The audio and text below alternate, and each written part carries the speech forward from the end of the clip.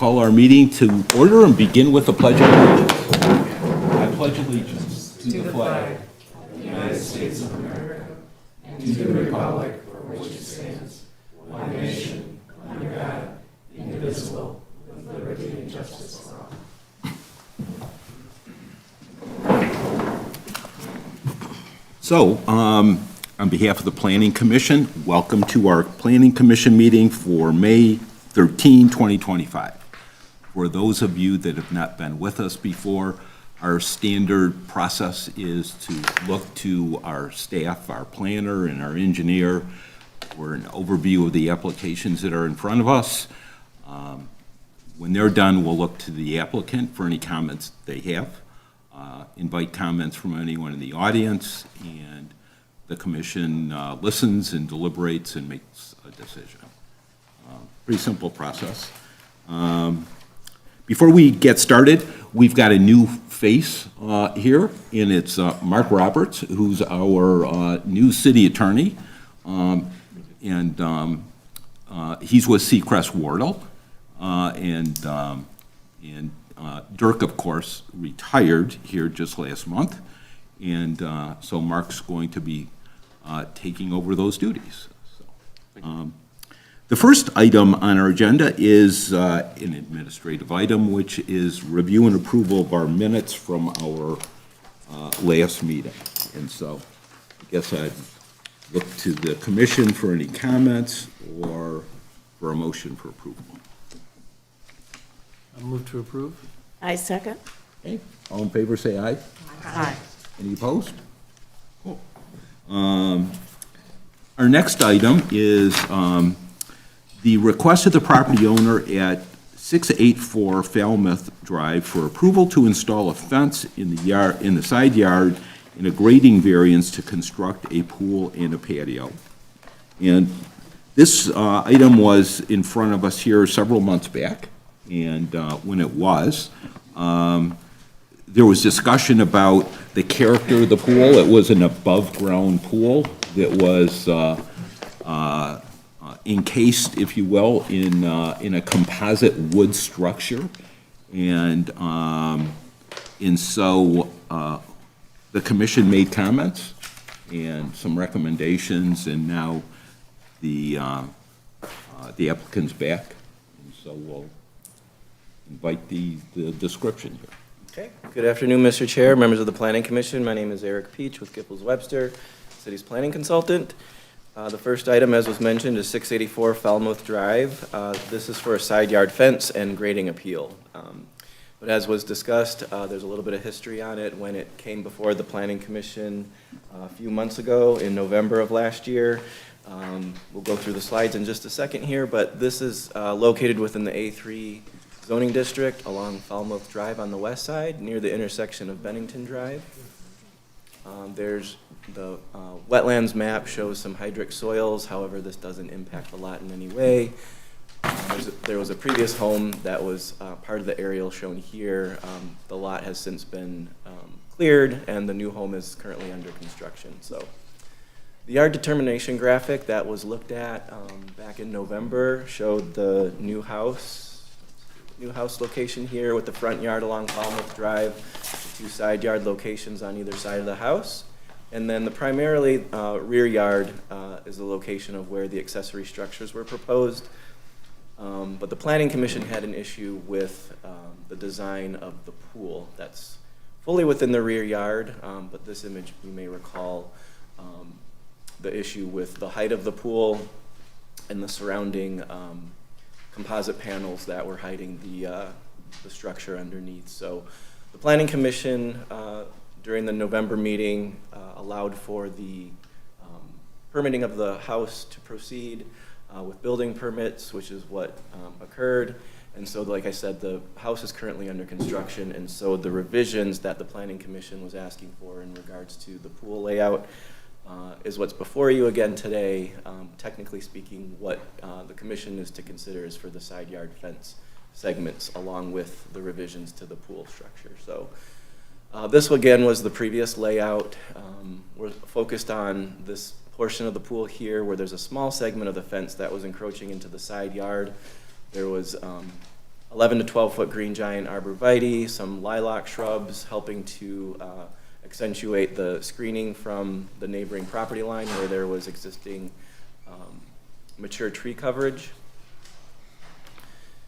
And as we looked at the changes that were before us for this particular review, the orange represents the house, so nothing is changing from that previous review and approval. Down below is where we start the accessory structure and buildings.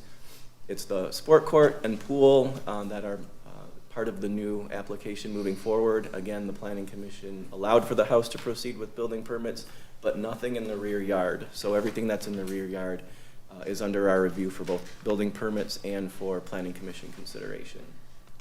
So in the pool fence, highlighted in pink, this requires Planning Commission approval where it's in the side yard. We'll go through those details in a moment.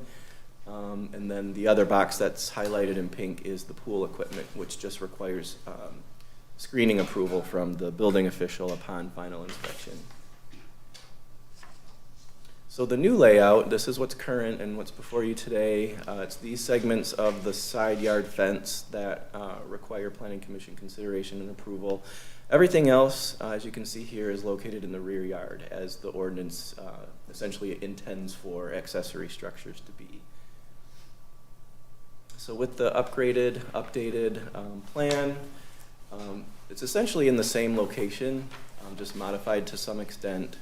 So it's here where you'll find some pool equipment, and then down here also is side yard AC generator mechanical equipment that requires screening. So previously there was a sport court, which doesn't technically require screening, but we looked at ways that there could be enhanced screening so that there's no views from the adjacent property. I want to draw your attention to this portion of the fence, which is the 4-foot pool fence that ties into a 6-foot ball containment fence. And I'll have an image of that in just a second to show you how that ties in there to complete the overall encompassing of the pool. So this is an aerial image showing the proposed layout. Again, the pool is here. There's minimal changes to the grading that the city engineer will go over in just a moment. But that also is under your consideration today, was the grading change. But then over here was that area of the adjacent property where there's enhanced screening, there's some arborvitaes here, and then some existing landscaping to help screen that side yard fence. This is also where there's the pool equipment that's located. And then down here on the bottom of the screen is the proposed sport court with the 6-foot ball containment fence. And then the applicant was able to provide some color imagery to help depict what the intention is for screening of the proposed fence. So this is looking from the west side of the property, looking in. So this is where the closest point of the ball containment fence would be. You can kind of see the basketball hoop here. But the idea would be to screen with evergreens to help prevent views from all times of year, summer and winter. And then this is just an example of what the ball containment fence would look like. 6 feet in height, fully within the rear yard, which is what the ordinance allows as the maximum height in a rear yard to be. And then this perspective is looking from the east property line, looking into the property towards the garage.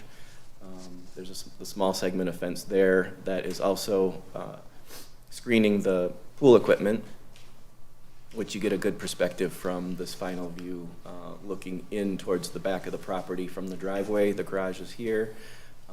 These are the proposed screening, and then you enter the fence to the left at this location. So pretty well screened, and then there's existing mature foliage as well at the property line. So this is just a depiction showing the 6-foot arborvitae that is intended to screen the pool equipment in the side yard. So this is what would be intended to be inspected when the building inspector goes out when the project is finalized. And then just from last week, this is just to give a image of the progress that's being made on the property. So the house is under construction. This is a view from the street showing some of the mature trees around the property boundaries, and then looking from the opposite direction on Falmouth This would be the other side of the house. So there'll be enhancements where there's views into the property from the street, as well as the side property lines. And then in the back, of course, there's existing mature trees. So again, it's the side yard pool fence that's before you. However, given the meeting minutes from the last time we saw this, the Planning Commission was asking for changes that were more in line with the ordinance and the character of the community as it relates to the pool. So we can always go back to that rendering, but that concludes my presentation, and the city engineer's here to discuss the grading changes with you. And I'm going to ask commissioners to wait until Leah gives her presentation.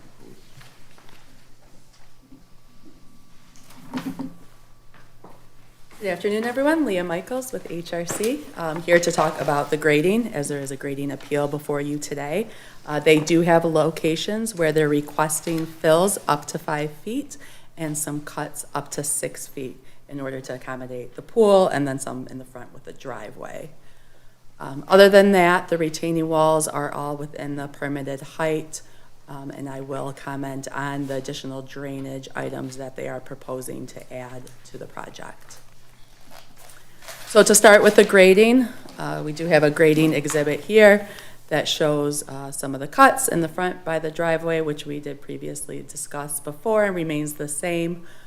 In the rear, though, this grading exhibit has changed since the last time it was before you. They do have now 2 walls to kind of step down to try to minimize the impacts of fills in the rear, but there are locations. If you can see the key down here where we have about 10 foot of fill in this corner, and then it goes less in all directions. But this is a little different, and it is a change from the new pool based on the conversation last meeting. As far as drainage goes, this is similar to what we discussed last time. They have proposed a series of enhancements to the property to accommodate the additional sport court and pool that's proposed in the rear yard. In the rear is the sunken bridge drain, so a lot of the property does naturally fall towards the rear.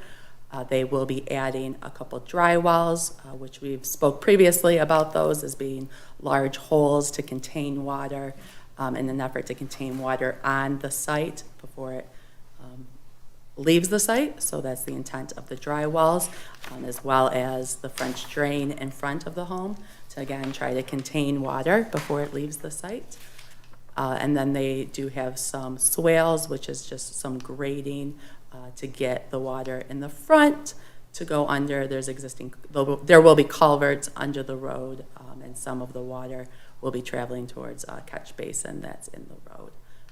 But the majority of it, as the property drains towards the rear, goes to the sunken bridge drain in the back.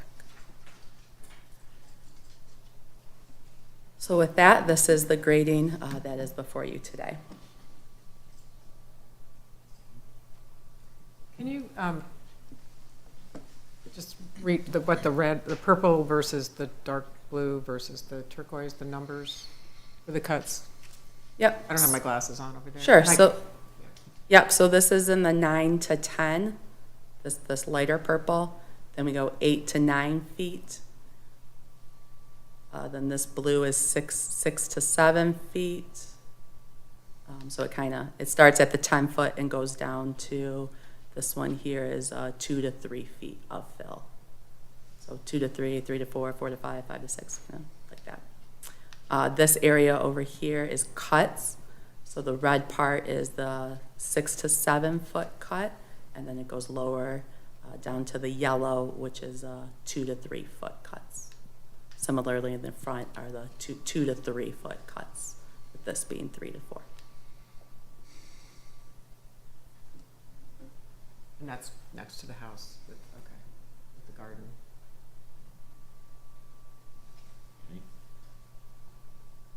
So, is that it, Leah?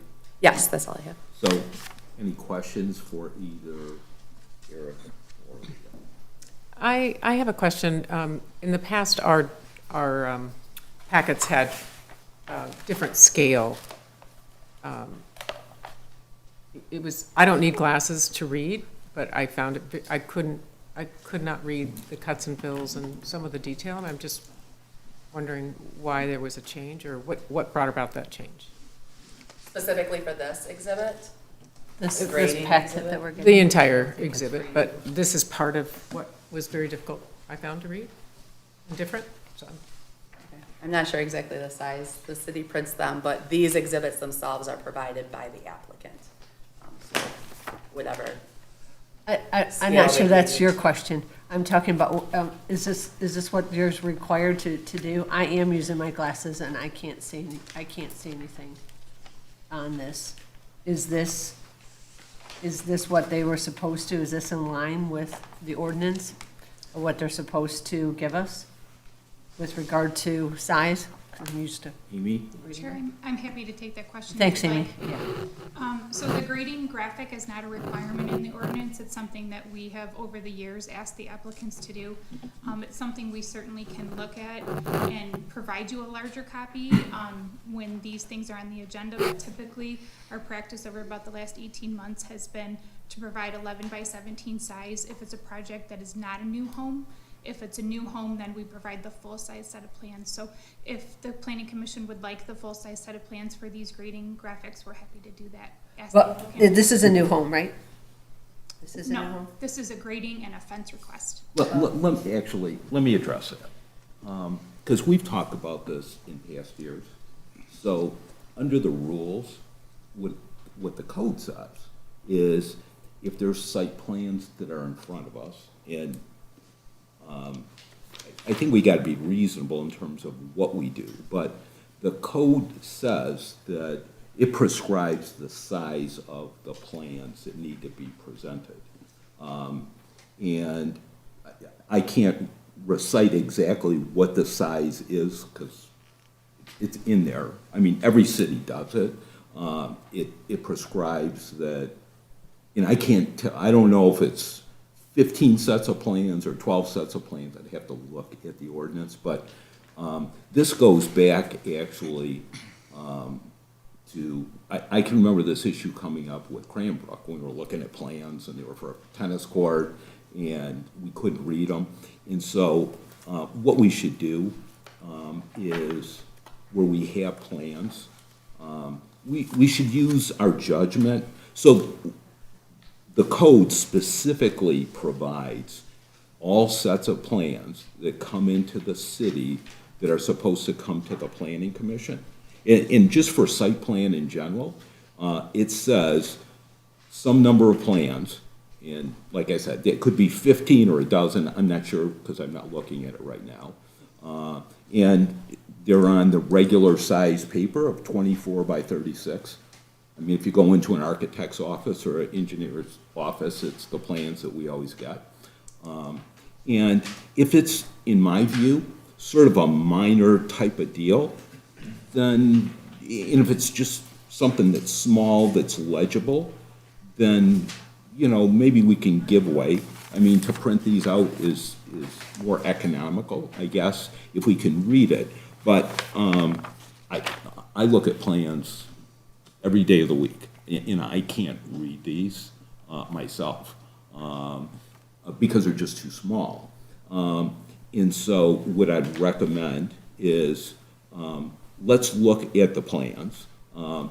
We've had architects that have provided us with plans over the years, and I've seen them come in, and sometimes the packets are half a foot tall because there's so many plans, and they've got like all the sewer contractor contours, and they've got a lot of detail that no one's gonna look at anyways. But for something like this, where it's a grading plan, where we're trying to figure out what the grades are, I think it's important that we have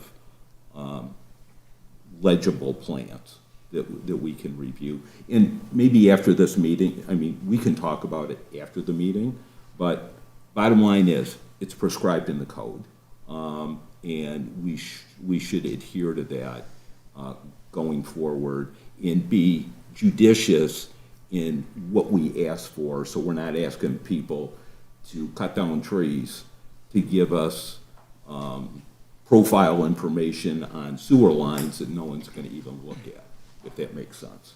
But maybe we just leave that for now, and we'll talk about it later on. Does that make sense? But can I ask the city, did you guys, I mean, I called you over a week ago and I said, these feel different to me, but I'm just I curious. responded to your email asking if you could give. Oh, I know, you were information. wonderful and you sent me the digital. I appreciate that, but,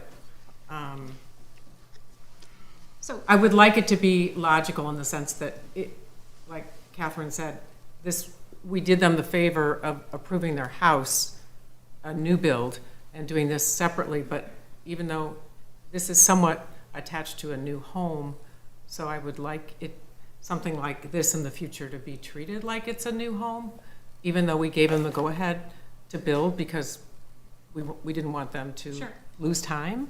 So could we attach the,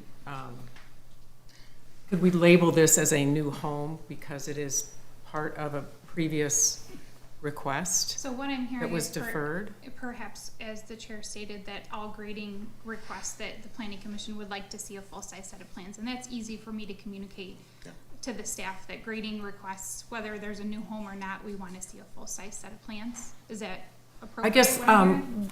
well, also like with the drainage and all, like if it's a new home and we separate the landscape and defer that so they can get started on building, could you consider that part of the original request in terms of whatever your normal Sure. sizing is for a new home? Yeah, I think I understand what the planning commission is looking for. If there's detail that you need to see on a plan, then we'll ask for the full-size set of plans. If it's a new home, if it's grading, if there's a lot of accessory structures, it sounds like you want to see a full-size set of plans, which Yeah. we can certainly ask them I for. just want to be able to read the grading. Absolutely. Yep, Yeah, absolutely. No problem. Yeah. thanks. And it's actually right in the code, so, but we'll, we can look at it later, or, I'm familiar But- with the section. okay, Is it? all right, It's in the Thanks, text. appreciate it. I have a different question. okay. I think that's great, everything's said. The landscaper who was building a home on Vaughn, if you could remind me, the gentleman who comes in here, there are two different sport courts that we required landscapers to come in here and show us how they were screening this and how it wouldn't be seen from all sides. But Eric keeps saying out loud, there's no such ordinance, yet he's talking about an even application of the law. You had other landscapers making sure that no one can see the sport court from road, neighbor. Another one, very important, you made them lower the sport court. I think there are 3 or 4. Everyone is having to hide the sport court. You're gonna have a loud sport court, fine, but this is a low lot, and the neighbors are all up high, and this applicant clear-cutted every bit of scrub and trees that were all along this area. So in this last time that they were in front of me, I was not okay with the sport court.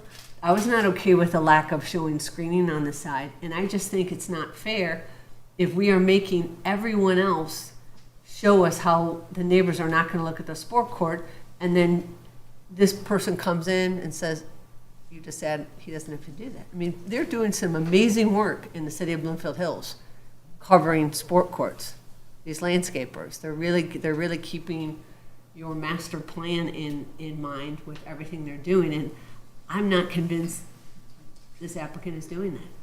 So just to clarify, then, any of my comments that may have been misconstrued, I apologize if that was the case, but your sport court is located in the rear yard. And sport courts are permitted to be in the rear yard, so this proposal would not come before you today if it wasn't for these side yard fence segments, and/or the appeal for the grading variance. So we look at this as a building permit application. When I mentioned that, or if I mentioned that there's screening not required, it's because the ordinance doesn't require screening per se when there's a accessory structure that's located in the rear yard. However, we still do look at that, especially for something that does go before the planning commission. And so that's what we see here. And so this is a row of arborvitae that's primarily, again, in the rear yard, which again is not a requirement. The only requirement for screening is of the side yard fence segment. So we look at it all conclusively, for the aesthetic and the purpose of screening throughout the whole property. But again, the ordinance doesn't explicitly state that it's a requirement for the Because Eric, it's all in the Eric. backyard. the rear yard, correct? So just to explain, so Commissioner OJ, you raised the right point with the Vaughn Road application, but the difference there was that was actually a front yard. Even though it was in the backyard, it was in the front yard. Plus, in that case, there was fencing around it because there was a pool there. So in that case, you had all that activity going on, and that house had two front yards, Lasser and Vaughn Road, and so they were putting all that activity, it was all going into what was a front yard, and so. So I'm looking at the plan, and the sport court fencing is being used as a side yard fence. It's being used in So lieu in this of putting case, in a fence. so under the ordinance, what you can say is, so they're asking for authority for you to allow them to put a fence. So under the ordinance, you can actually require screening for a fence. So there is some latitude here in terms of where you have a fence, you can ask for screening, right? So here you've got some different things going on that allow you to ask. It may not be related to your particular concern. And you also raised question, I'm not sure where all these trees were, because there were a bunch of trees, obviously, that came down here, because I see all these 5-inch trees, all these landmark trees, and I don't know where all those, I mean, I went out and looked at the site. Are they removing more trees, or are they already gone? They moved them before. Not to my knowledge, I don't, yeah. Okay, I guess, that was, I guess, a question I had, but. Dave? Eric, isn't there screening though on that side of the sport court? Yes. Because I thought when your presentation you said that you asked them for that, or did they add more screening to that side of the sport court or no? Between, This side here, Yeah. their intention was to do a line of arborvitae. Oops. yeah, I think you had in a 11 to 12 foot green giant right there. Yeah, it's this line here. 23 of them that should provide some screening. Yeah, I think the question, Dave, as I was sort of sorting through it, is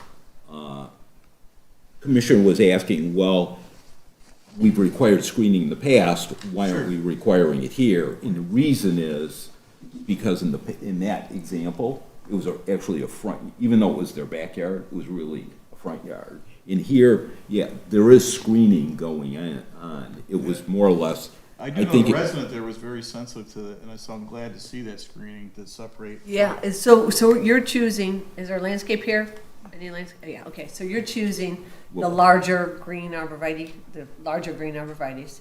11 to So, 12 foot. okay, Hopefully that provides enough. yeah, I'm, Yeah, Yeah, they're more that- of a tree form. yeah, I like to use those green, because they're really great in covering the area, but there was a photo on there, a computer-generated photo where you had shorter shrubs by the fencing and stuff, so. Correct, so the arborvitae that are by the pool equipment Yeah. are gonna be a 6-foot high arborvitae, Okay. much skinnier, just because it's by pool equipment. Okay. And we're restrained by space. Okay. Where we have plenty of space on this side of the property, we are going to go with the green giants, and we're gonna go as large as we can get them, typically 11 to 12 foot is what we're putting in here. And unlike other arborvitaes, they don't die like that. They don't get all extra skinny. They actually are a really good coverage. Yeah, so like in Turtle Lake, we do a lot of properties, it's really very tight, but we have plenty of room to put these in, so when they do mature, they get to be about 35, 40 foot, and they don't die out on the bottom, they all grow into each other. So, when we put them in, we try to make it look as natural as possible, but yeah, we want them to grow, but we also want the screening, so there's a really good balance And did you compromised, you moved the sport court up, correct? Did you move the sport court up more tighter, not so much in the back of the property? It's nice and tight now? We did, it was really, because there was a sub pump discharge and the elevation of the property, and we did, put retention on one side of the sports court to try to lower it so it wasn't so high. So we did play around with a few different items to try to make it, work better with the lot. Oh, okay, so that's really a strong point. They're asking for grading fills, but they're doing it in order to hide accessory structures from the neighbors or up high. We're And trying- the same with the pool. We're trying to do everything we can to keep it as low as possible. One of the biggest, items that we had on this were the elevation of the pool with the lot. Being that the lot is very, very odd, it does have about 30-foot fall throughout the back of the property. Just the distance from the house, the further out we go, the higher the pool will get with the elevation, which requires more and more steps. So there's really not a good place to say, hey, put more steps and lower the pool, because you push the pool out and the elevation keeps dropping, so the pool will stay at the same height or get higher due to elevation. So it's really tricky to find a happy medium, which we did with the amount of steps and where we have it going from the upper to the lower. And that's why we started originally with a deck to not change the grade, to keep the grade that's going to be underneath the 2-foot cut and fill. But it was not desirable because of the screening or the lattice structure on the decking. So now we're proposing that to build this, we'd have to do the fill that's beyond the 2 foot, which shows it within the grading plan. Okay, thank you. Thank you. Sir, can I ask, our master plan is that we like a variety of species, and we're really trying to get away from these walls of arborvitae. Would you consider mixing in other species and not just making it look like a wall, and maybe some other pines or something to mix it up so it's not just another wall of... Can I ask? I'm Eric, interrupting, I shouldn't. We want to finish, I'm sure. No, But actually, I guess normally we would look to you to give like remarks. Do you have like, and I guess since you're sitting here and answering questions already, maybe we'll just sort of step to that, because basically we're asking the same questions we would be asking Eric. But the question's been asked. Eric, can you put up the landscape plan so that we can address Commissioner's question? Okay, so, Lauren, so that's what you're talking about? There are Okay, only- just so we can relate there are only one to the 3 other. maples and 5 red point, so, and all the rest are arborvitae. So if you look at, it's really hard to see, but up towards, it says 5-inch red point maple, there's 5 units that are going into that left corner of the property. Now, this long hedgerow that is the 11 to 12 foot green giant arborvitae, 23 of them, absolutely. What I could do is I could stagger them back and forth. I could add in, like some pines, some Norways, maybe a couple of red buds. Like I could restore it back to more of a naturalized area versus just the hedge line. We can do that for sure, yeah. That would be... I'm just gonna counter with this. We can't see that from the road, but these 2 neighbors who are up high, that I went and looked down at it, they would be so thrilled to know that that's the exact choice that you picked out for it, that they would be elated that that's what you chose, because I have a lot of those Norway spruce and then they get more dead at the bottom, right? And these particular green giant arborvitaes that I put around the air conditioning unit get fuller. They do grow into each other, and they never have. They're looking down on the property, so I don't know that they'll... Well, what I usually do when you Seeing a have- mix is always much more... It looks very nice when it's mixed, but what we actually do if they are looking down the property, we would actually put in some deciduous maples. So during the summer months, they're seeing that foliage because, the evergreens come up as a pyramid, and you're seeing right through them, where if you were to bring that maple up right through them that has that big head, that's blocking more of the view, at least during the summer months. So we can definitely do that, and we do that a lot for screening that is at that higher elevation. Yeah, we can do that. Okay, so to I guess to firm up exactly what you're promising here. So, I don't know what the distance is of those green giants are now right now. What, do you know? They're typically about 6 foot on center. is Okay, where they're at. so what are you promising to do? Because if we end up approving this, we've got to have something in the record rather than, well, I'm gonna sort of do this. You No, understand? what we do is we would draw it up and we document it and send it back over. But what I'm thinking is, we would still keep the 23 units, maybe we go to 20, but we incorporate like maybe probably somewhere between 7 to 10 other species. So I would break it up to saying 3 green giants and I want to see a Norway, then maybe 4 green giants and I want to see a maple. But I'd like to actually look at the adjacent properties to place the maples where the sight lines would be. So I would draw it up that way where I'd be putting some nice maples that are large caliper and then mixing in Norways and maybe some red buds. So I would actually be adding more trees in these areas.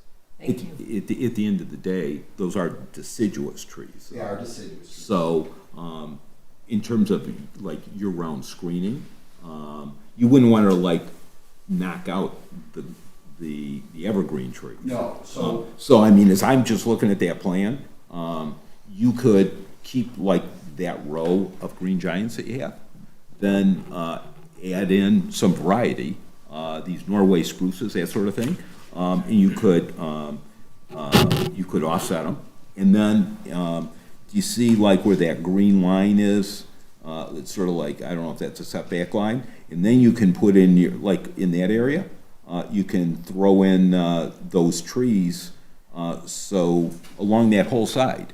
And then you'll have a mix of deciduous trees and evergreen trees, and because it's that neighbor there that's gonna be looking straight down on the site. we would still keep so even if I were to stagger these, we're still gonna have the screening there. And we'd make sure that everywhere has an evergreen screening. But yes, we'd mix in like in front of the evergreen screening, then I'd put a maple in front. So it's not blocking it, it's just adding to it. Thank you. Thank you. So, how Well, I, about more? I have a question. I would love to approve of this, but I approved of a similar thing on the end of Martell at Corton. And we were told that they were going to, we wouldn't see the side yard fence, they were going to screen the pool fence, you wouldn't see it. I drove by there the other day. It seems like a lovely family that have a swing hanging down with fake flowers, another swing about another 10 feet from the road. And lo and behold, not only after a year of growing can you see every part of the pool fence, but they're lighting it now. So it's all lit up. And I can see it. It's even before the light, I can see the whole fence. We were promised that we would not see the fence. Where is the incentive to? Are we missing an ordinance that's enforceability with regard to that? If anyone drives by Martell a little after 5 o'clock and you see the lit up fence, you'll see that we see the entire fence. So, is it that you want to keep working in this city, or do you believe in a master plan of this city? I mean, how do we enforce? Yes, thank you.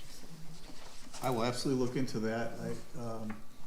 If anybody sees any issues, we'd be happy to look at it. We do look at the motions and provide those to the applicants, and if they've not accomplished what they're supposed to accomplish, I'll make sure that they do accomplish it.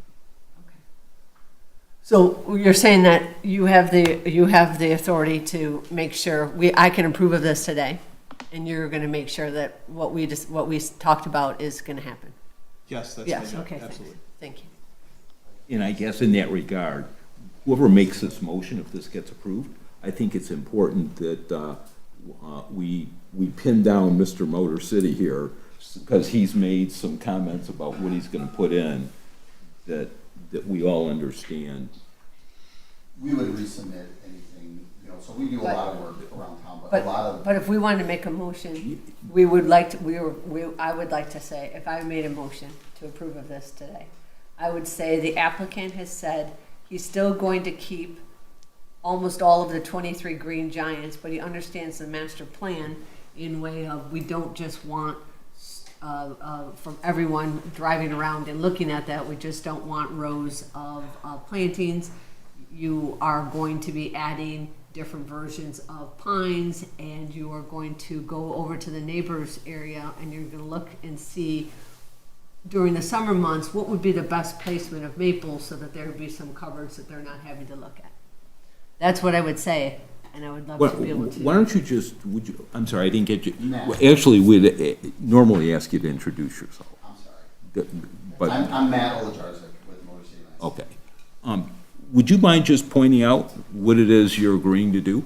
So what I'm gonna recommend is to actually document the amount of trees, that are, plus trees. that But are- what we'd like to do, Matt, is, we may approve this, Mm-hmm. but we're going to approve it conditioned on you doing something. Correct. And so we know what it is, so we don't come back and, I gotcha. and hear, that's not what I thought I heard. No, so what I'm gonna say is, I'm gonna document, and you guys can document, how many more I did. So this plan right here, we're gonna do all this, okay? This is what we're doing. Right. But in addition to this, to make it look more natural, along this side here, I have plenty of room to pop in some nice large maples. So, 1, 2, got a couple big trees here, 3, 4, 5.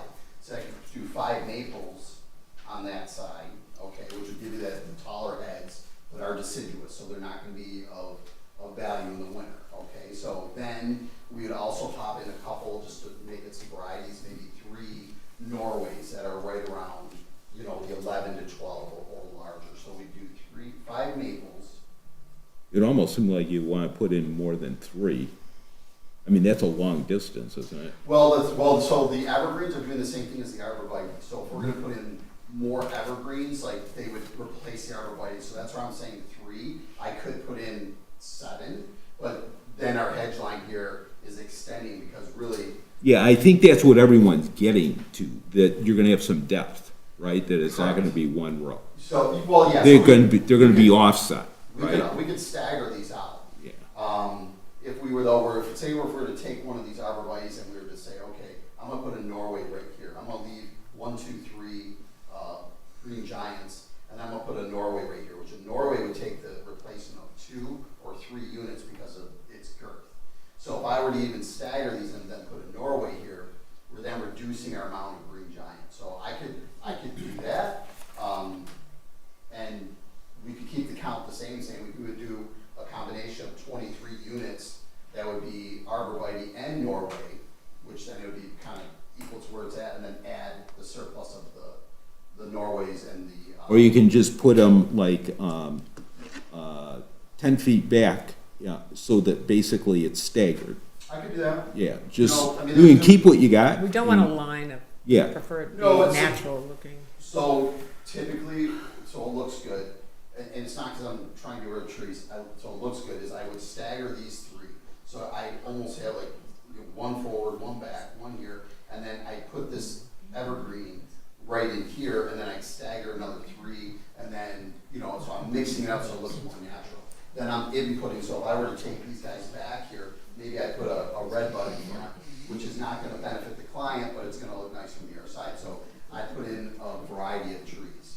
So I guess what I'm trying to do is document how many more trees I'm gonna bring in, which I would say we could bring in 23 units of green giants, and we could do, 6 or 7 of those units would be your Norways. But we don't want like 3 arborvitae, 3 Norway, we don't want it to be a line. We'd like it to be Staggered, more, correct. not the same number, but different species, but more layering of more. You want more, well, we could stagger these, and then put in the Norways behind them like you were just mentioning.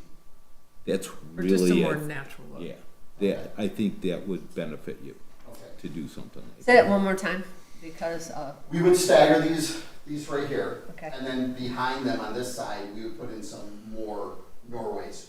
The only thing we have to be careful of is just the water flow on the property, just the water flow coming through. But I think we have plenty of room because of these big guys in here. So we would leave the arborvitaes as is. We'd add another, say, 7 to 8 Norways. And then would you guys also like me mixing some maples in there? Okay. So we'll say Norways, we'll say, But I thought we were trying to get away from the row of arborvitae. Well, I know you like that, but he's saying he's gonna stagger the stuff. Okay, so when you're saying stagger, we're still doing a row, but you're saying stagger so it doesn't look like But a, fully screened. yeah.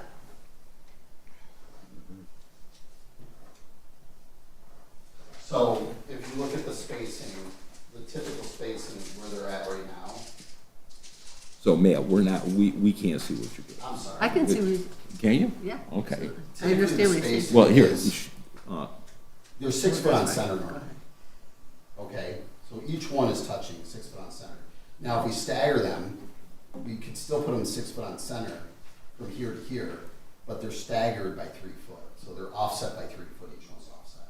That'd be great. So you'd get more of a natural look, coming across here. And then we would layer it with more of your Norways behind it. And then we'd also bring in some maples. I think So- that's excellent. I'm gonna say 8 maples, or I'm sorry, 8 Norways.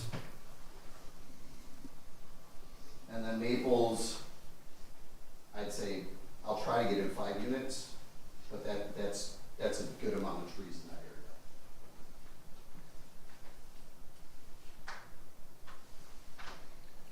Commissioner, Mayor, do you have is that just, do you have a problem with how that, on the other side of the place, how that computer generated looks? That's not really what it's gonna look like, that's just your computer generating, landscape plan, over by the pool equipment, that, like that.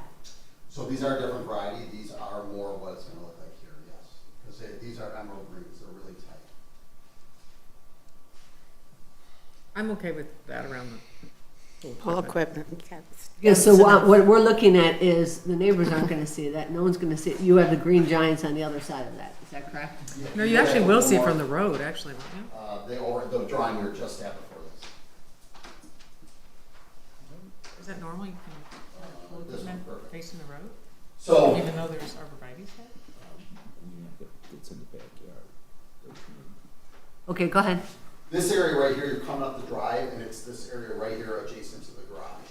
We have, but from the neighbor's view, we have these arborvitae's along here. Now, I have no problem with popping in a couple Norway spruce, but when I get into this area, it's really tight. I So I understand. wouldn't be able to really do that, just because we have water flow coming along the back, and there's a swale, so all the water's gonna go there. But we could add in, like, say, 3 or 4 Norways into that area. if you guys wish. That'd be great. That would be good. 'Cause that's what you see from the road. Right, that would help camouflage them. Any more questions? I have a question. I'm wondering, are there more trees coming out of here? Because I see all these 5-inch trees that are coming in, which were landmark trees. So is this trees that were already removed, or are there more trees? I have no plans on removing any additional trees. We do have a tree schedule here, which are for the replacement Right. of what has been removed. But when you walk to the Are- back of are the lot, they on- there's a whole, So is that on here, Matt? I'm just wondering where all these big trees were. Are they down, or, because when I walk back there, there's still big trees. Are you taking down more trees? I have nothing on my plan to take down more trees. Eric, do you know the answer to that? Don't, we didn't look at the tree removal. I'm just looking at the plan with all these 5-inch trees. Does- well, just when you walk the property, you see that big clump. Is that clump staying, that big, all those existing mature trees, are they staying? Well, this schedule shows all the replacement trees that were landmark trees. Well, if we remember, the applicant took down the trees before the city ever looked at anything. They had no knowledge, and they have held them to no more taking any more trees down since then. And the applicant has moved up, the placement of the sport court to allow all the rest of those Okay, trees to that's stay. fine. I'm just asking if there were more trees coming down. So this page actually, right here, it's not sure if you have it. This is the tree replacement summary. Yep, And these are the 23 units at 5-inch. and that's what I was asking you. Were those 20, so these are replaced. These are, so Are, right here, are all these trees down? right here, these are down. The 23 trees. Okay. I just wanted to make sure you weren't taking down more landmark I- trees. I have nothing Okay. in my documentation. This is what, so the total tree replacement inches required is 215.5 inches to replace. I have a tree schedule here of which trees I'm gonna put in and what size. And it accounts to, Okay. It accounts to 217, to be replaced, so we're exceeding it just by a little bit, 1.5. That's before your proposed Norway spruces. That's you're- before I propose Yes. Norway's. So you're not taking down more trees? I have no plan to take Okay. down more trees. We were just given what has been removed. That's how we came, that's All how right. we're given that number. So based on the landscape plan, you do not need to remove any of those trees that are, do you know what I'm talking about, Dave? Yes, I Those- do. So the plot plan is given to us, and the trees that were removed have already been documented per the caliper of the 215. So I took that plot plan, which shows me the location of all the trees, and that's where our design shows, there you go. So anything that's not labeled is an existing tree that's on site. So we're not touching that tree. It's gonna stay as is. Perfect, okay. So Dave, is there a way to like put a red tape around that whole section of mature trees on the property? Hey, you can. And is there a way to, in case another contractor that is not in touch with you comes in and he, sometimes the tree removal people are not communicating, but someone else asked him to remove them. So every tree has a tag on it, but if there are areas that we're in the construction area, it's good to put fencing if you want to, make sure that they, because I mean, when you guys do. You're supposed to protect them. Tree protection. I didn't see any protection around them. Did you? Well, I know that he had nothing to do with the independent contractor who clear carted the property. So that same Yeah. independent contractor could come back and clear out the rest of the trees. There's no more, there's no one else in charge of, no. So- No one else is gonna touch any more trees on the So property. where I'm at with this project is we are hired to do the design work and submit it. Technically, we don't have a contract to do any of the build at this point. So we're gonna, like, when we release the drawings, be on here today representing my company, I'm gonna mark up and notate the prints, and I'm gonna resubmit them to say, hey, we're gonna do this, we're gonna do that, here's the documentation, my hands are clean. Obviously, we want to install the project, but that's another long road with the client to go through contracts and pricing and all that good stuff. So, I guess I'm gonna interrupt, because we're talking about this plan.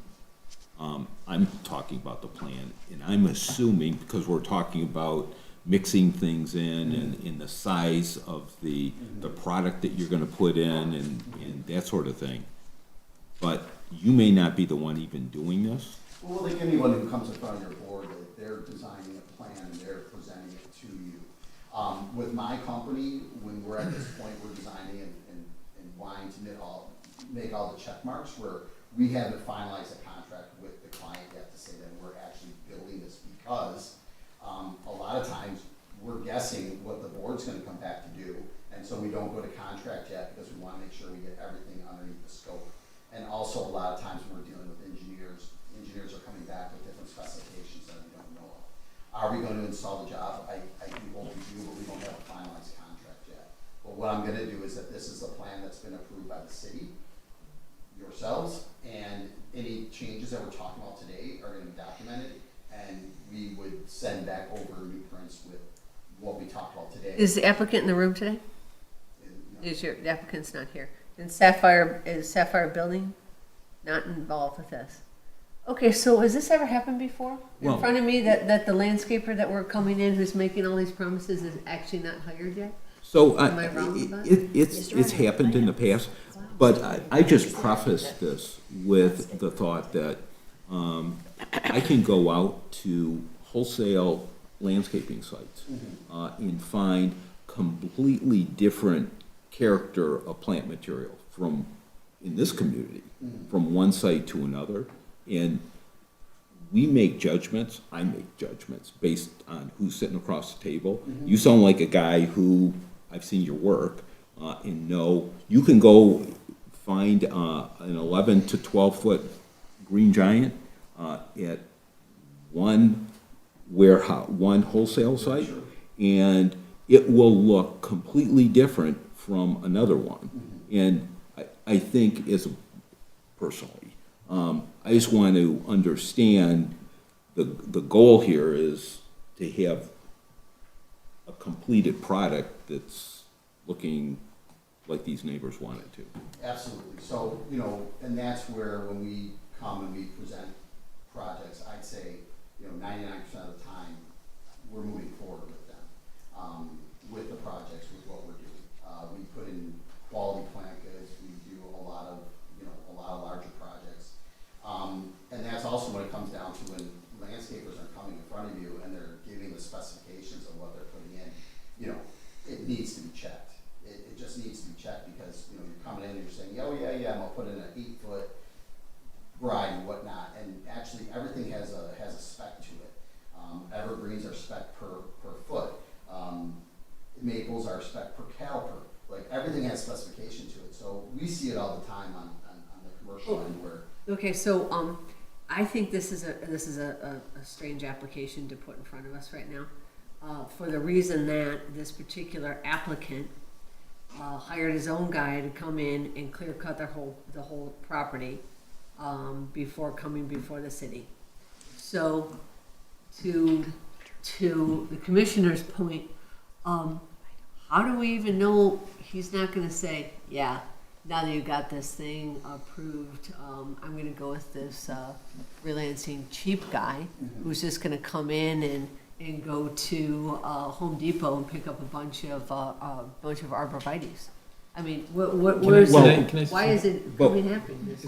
Is there a way to identify a certain the grade of the species of, so for the green giant arborvitaes, like you're looking at meat, right? You've got grade A and the different variations. Is there a way that we can designate this, the quality of the landscaping that will stay with this permit that carries through regardless if you're the installer or somebody else's, but that the designated species will be unequivocal?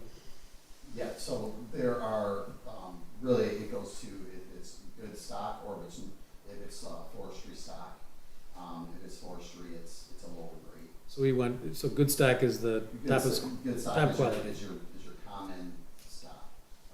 Park grade is a lower stock.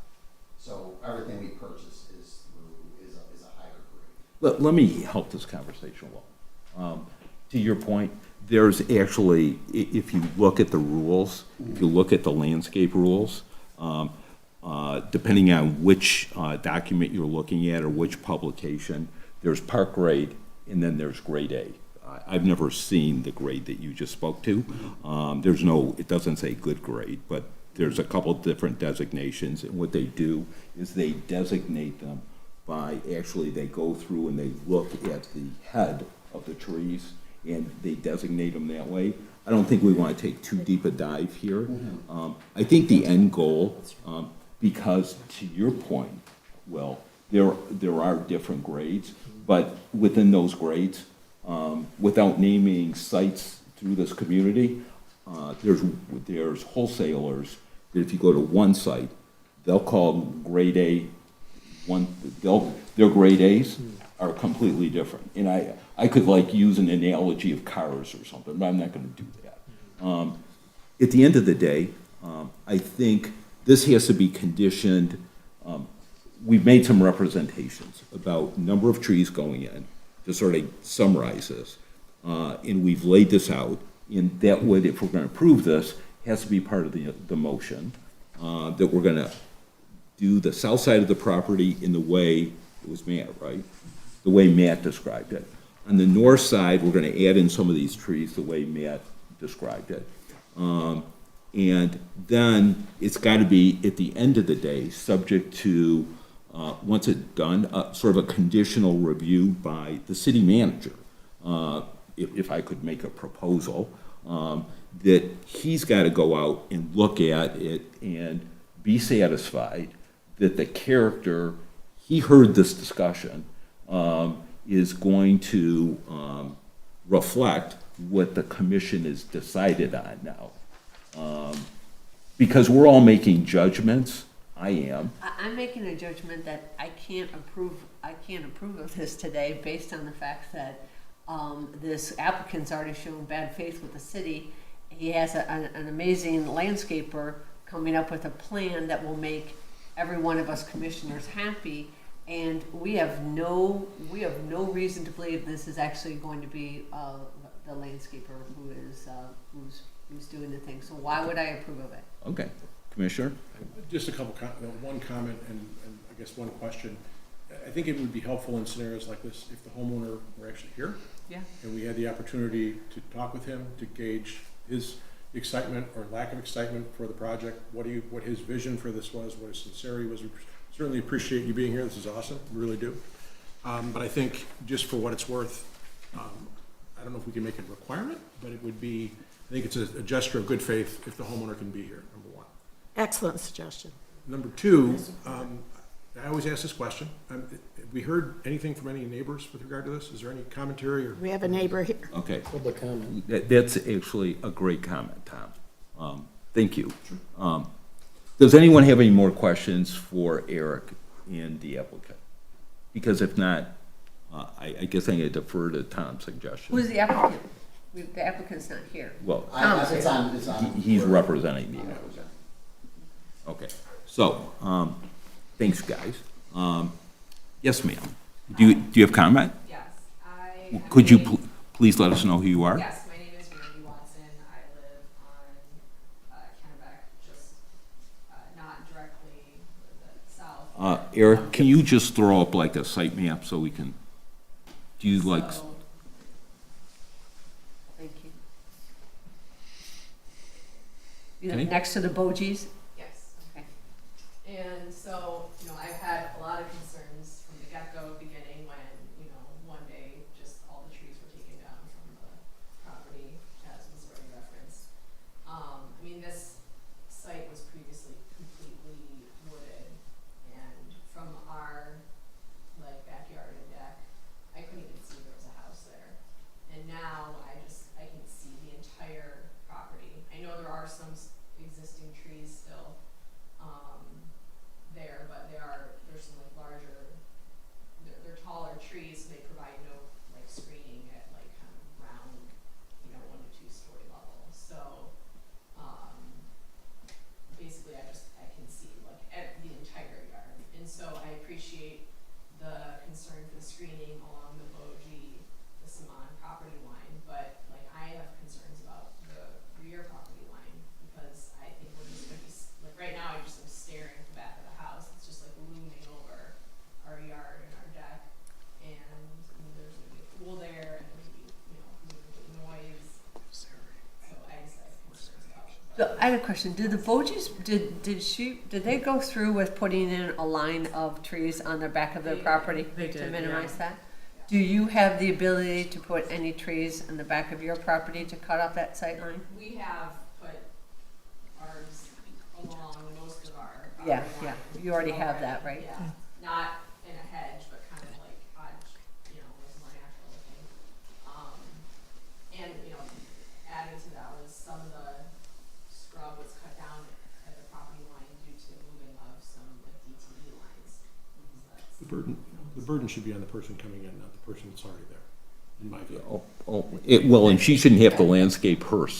No, but one of the neighbors already tried to do that, and Yeah. they're still concerned about looking We're at, adding because you more guys are up trees. so high. Yeah, we're adding more. We planted, I don't know, probably 15 to 20. That's what I At least maybe understood. even more than 20 along that property Yeah. line already in the past few years, and we're gonna be adding some more because of this.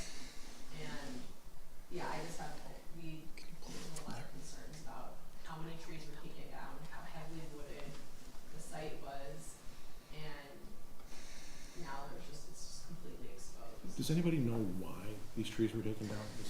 I'd like to comment, Mr. Chair. There was a tree removal plan, and that was complied with. There was some early on, some removal of trees, but there was a lot of stuff that was scrub, and sometimes you get these sites, remove all the buckthorn and different trees, and it's really unfortunate because it does exactly what you say.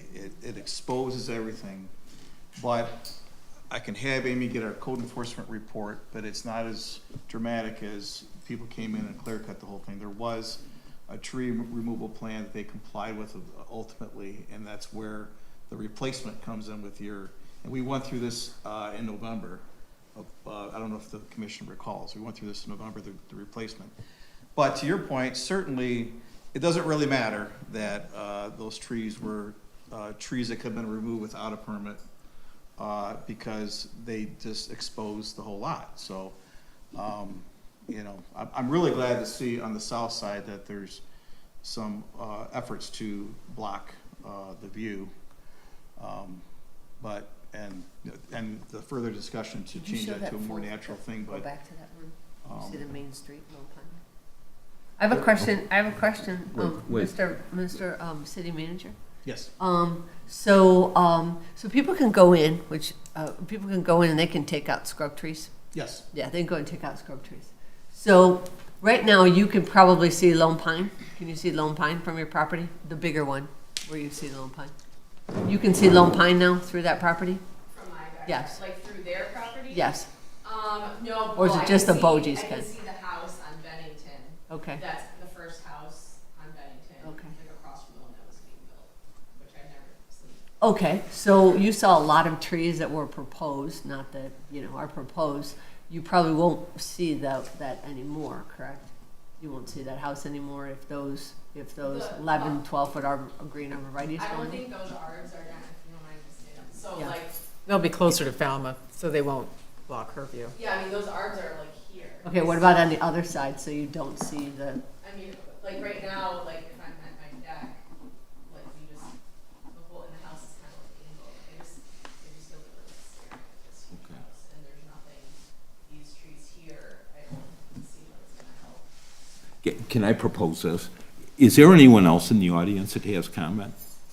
Just so we get this out of the way. Let me just sort of summarize what I. Mr. Chair, I'm sorry, I'm new to this, and I don't know the full background, but I'm trying to understand how this discussion relates to the side yard pool fence and the cuts and fills that are before you tonight.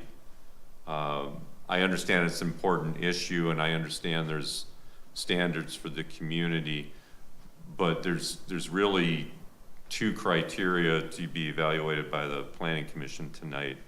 And I'm not sure how this relates to it. If you can relate this discussion to these two items, I think it would be Well, important let to do. me, wait a second. Let me explain. So under our ordinance, if you put a fence in, then you've got to screen it.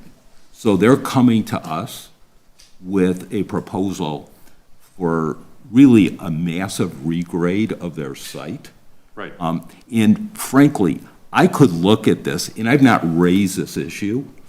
We are actually building walls here. These are not retaining walls. These are walls because we're placing walls into a site, and we're filling behind the walls. And so by definition, these are not retaining walls. And so there's a lot of different ways we could look at this. I'm trying to move this process along. And so I don't want to take too deep a dive into that issue. What we need to do is get through, so just to step back, Mr. Roberts, what we have here, if we're going to take a deeper dive into this, and I was hoping not to do this, but. Well, if you- let's not do it then, because I think you're not understanding my Oh, comment. I understand the point. We're talking now about the backyard that has nothing to do with the fence. So I'm trying to understand how we tie that into what's before the planning commission tonight. So what we have is, we have a site where, and you weren't, you didn't have the opportunity to hear this the first go-round. So there was a lot of discussion about all the trees that were removed. Right. And they had a proposal to put in this structure that was basically an above-ground pool. And now they've come back with an application to put in a pool, and they're filling up to 10 feet, which is really, if you look, if you look at our master plan, so you've asked a question, and so I want to explain. So if you look at our master plan, what it says in our master plan real clearly is our goal as a community is that you build to the site, and you don't change the site to fit your plan. So they've come in, this is extraordinary in terms of asking for a 10-foot fill on a piece of property. It's extraordinary. And as a further matter, where you come onto a site and then you build walls.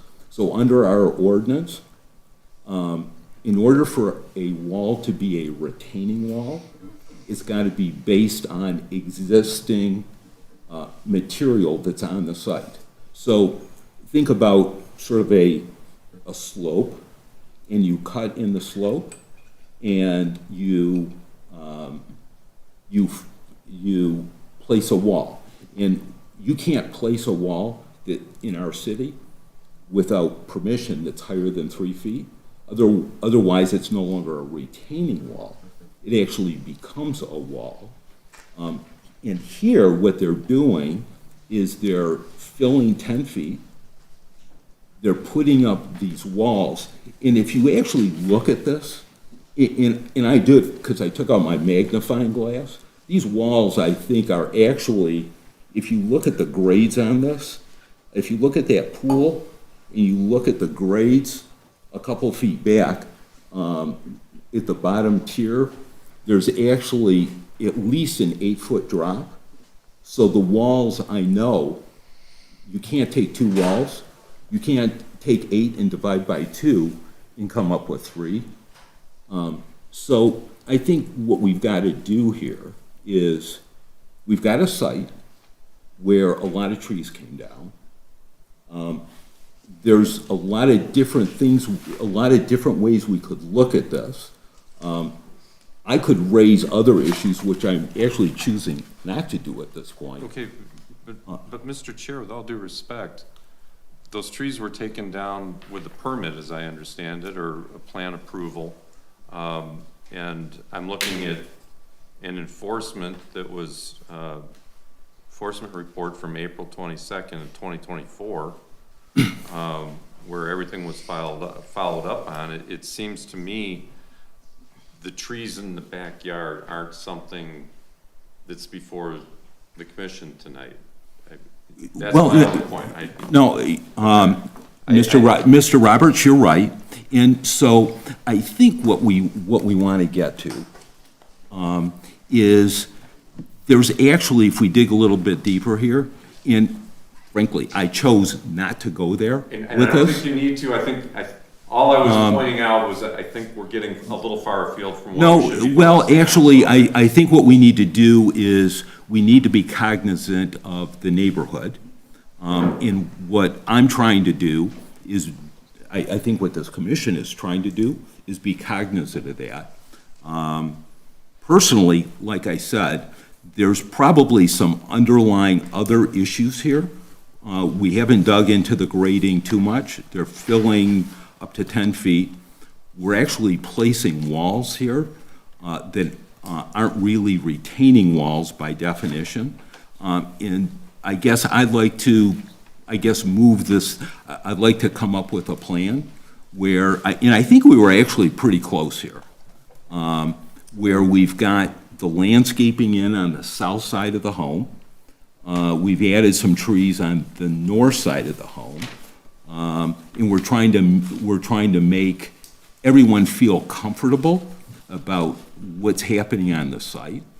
May I interject?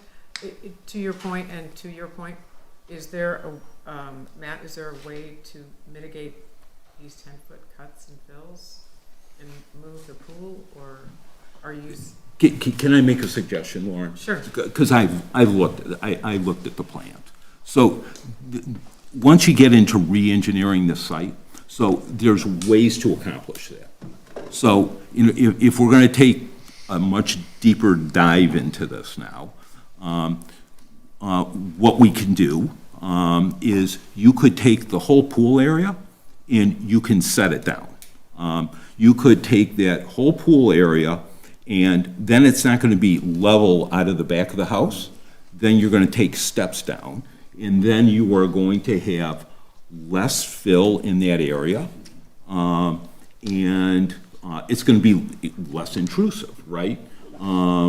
Because right now, if you look at the plans, I think that if I looked at the grades, and it was hard for me to really make out the grades, I think there's an 8-foot drop from where that pool is down to where the dirt is.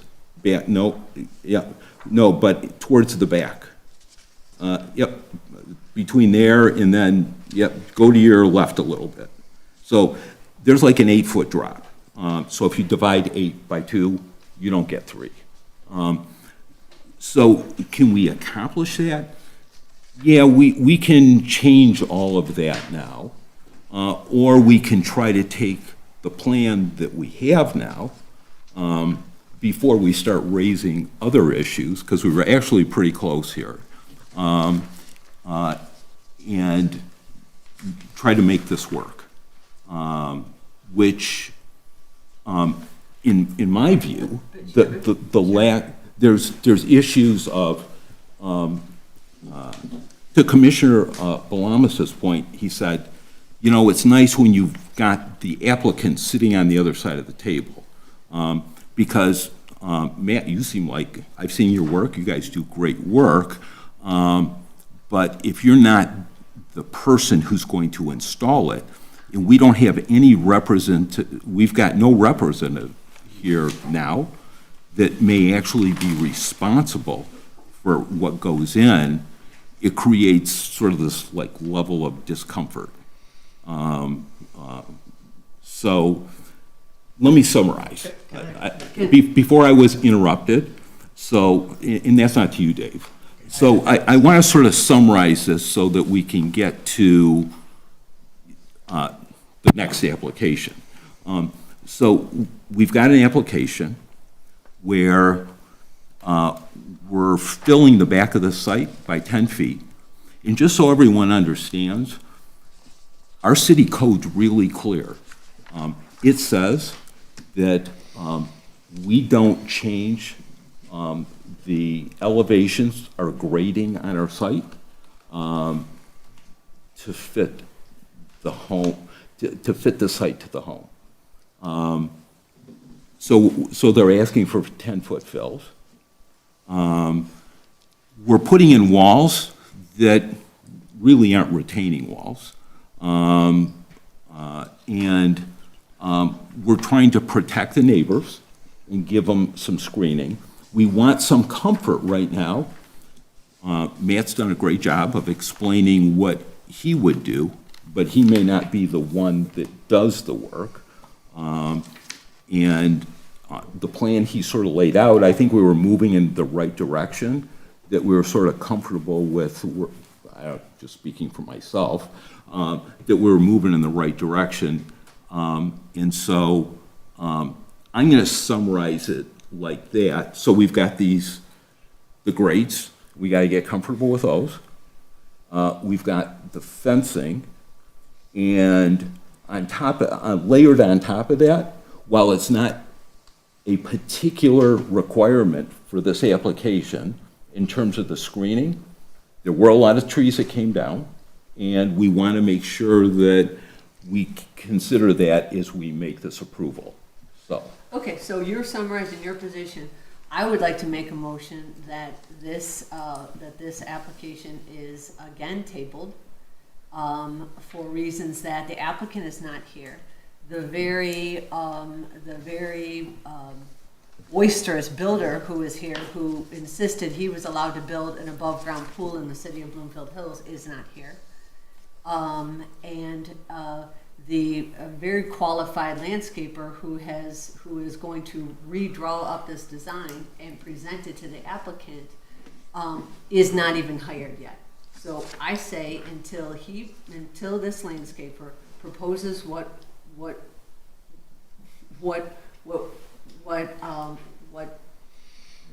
the commissioners have asked for with regard to not having all the rows of trees and to have everything done, then once he is actually hired to do that, then we can talk about why we have 10-foot fills, and we should have the applicant here as the commissioner has asked for, and we should have the builder here who's gonna explain to us why 8 divided by 2 is not three little 3-foot walls there, because that doesn't look like that to me either. Go ahead. Just explain one thing, because your math is correct. But within code, I can slope between the walls. So that is where so if we were to build a 30-inch. Matt, let me just stop you at this point, because she's made a motion. That's my motion. And so, Has it been and we seconded? spent a lot Has of it been time. seconded yet? I'll second the motion. Okay, Okay. thank you. So, so we have a motion and a second. All in favor, say aye. Aye. Mr. Chair, I'm sorry, I just wanted to second because then it was up for discussion. I said second. Okay, and, okay, at that point, I would suggest, if I understand the motion to table, I would suggest maybe give the applicant some direction on what you're looking for, and as I understand what you were talking about, you're talking about factor number 1, the planning commission is supposed to be established, supposed to be making a finding on, based upon the fill and the grading ordinance. The granting of the grading permit would not materially detrimental to other property owners in the vicinity. And I think that's, as I understand the conversation, that's the concern, so I would maybe. So that wasn't my ask that- motion, Mr. City Attorney, that wasn't my motion. My motion was that this be tabled for the reason that the applicant is not here. We had this very interesting thing that you did miss. And the builder who was here explaining to us that he was gonna put in an above-ground pool. So, and we have a landscape person who hasn't actually been hired yet. Right, And we have a track record of an applicant right. who will hire not the landscaper that we have in front of them. So that Yeah. was my motion. Yes, and I understand that. I'm suggesting maybe modifying your motion to include one of the points the planning commission has before tonight on that issue, to give them some direction coming back. Just a suggestion. I would like to add to your motion that the grading is not acceptable, like Mark was saying, the lawyer was saying, that the grading needs to be changed unless egregious, unless. Great, I will add that to my motion, Commissioner. I will add that to my motion that you can second. Then on top of my problems with this application being brought before the planning commission, that the 10-foot fills, to have this, to have a proposed pool be that high up, is also something that I am not agreeing to. If you want to second that. I second that as well. Okay? All in favor, say aye. Aye. Any opposed? Okay. I guess you can carry your message back, and, or carry our message back. And, all right. Sure. Good luck. I do think, this is a kind of complete side comment, and I know I said this already, we would have saved an inordinate amount of time if the homeowner had been here. Inordinate, we would be done with this 45 minutes. You know, in context, Just a heads up, we're being recorded, just so you know. Say it ahead. No, I get it, I'm just saying. I appreciate that, Will, sure.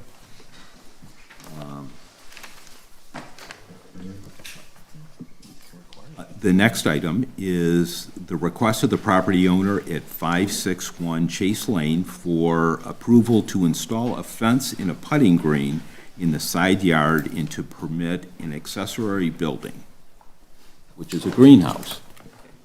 Okay, our next item for discussion is 561 Chase Lane. This is a lot that's along the northwest side of Chase Lane in the A3 zoning district. It is currently a parcel that's under development. It received permits in October of 2023. So the house is under construction.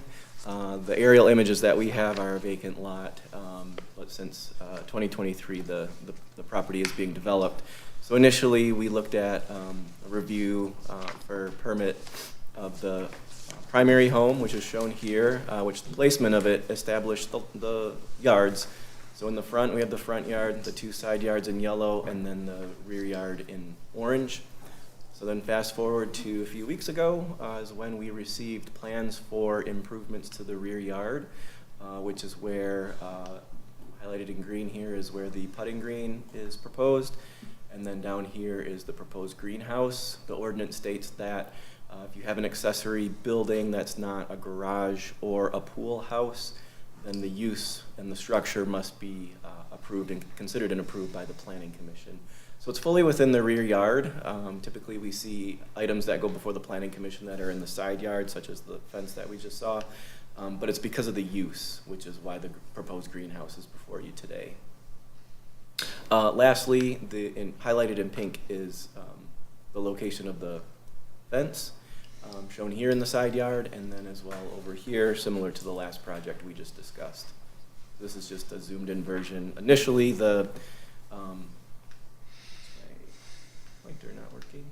The putting green, the turf on the northeast side of the screen here was within the setback, and given that it's just turf, we still consider it an accessory structure, and the original version of this was encroaching into the setback, so the applicant did shift it outside of the required setback there. But as you can see, it encroaches both into the side yard and the rear yard, so the side yard location of an accessory structure is what requires Planning Commission approval. So then we did some measurements to the pink segments of the fence. That amounts to about 73 feet, linear feet in the side yard that requires screening, and then the same down here, which amounts to about 62 linear feet.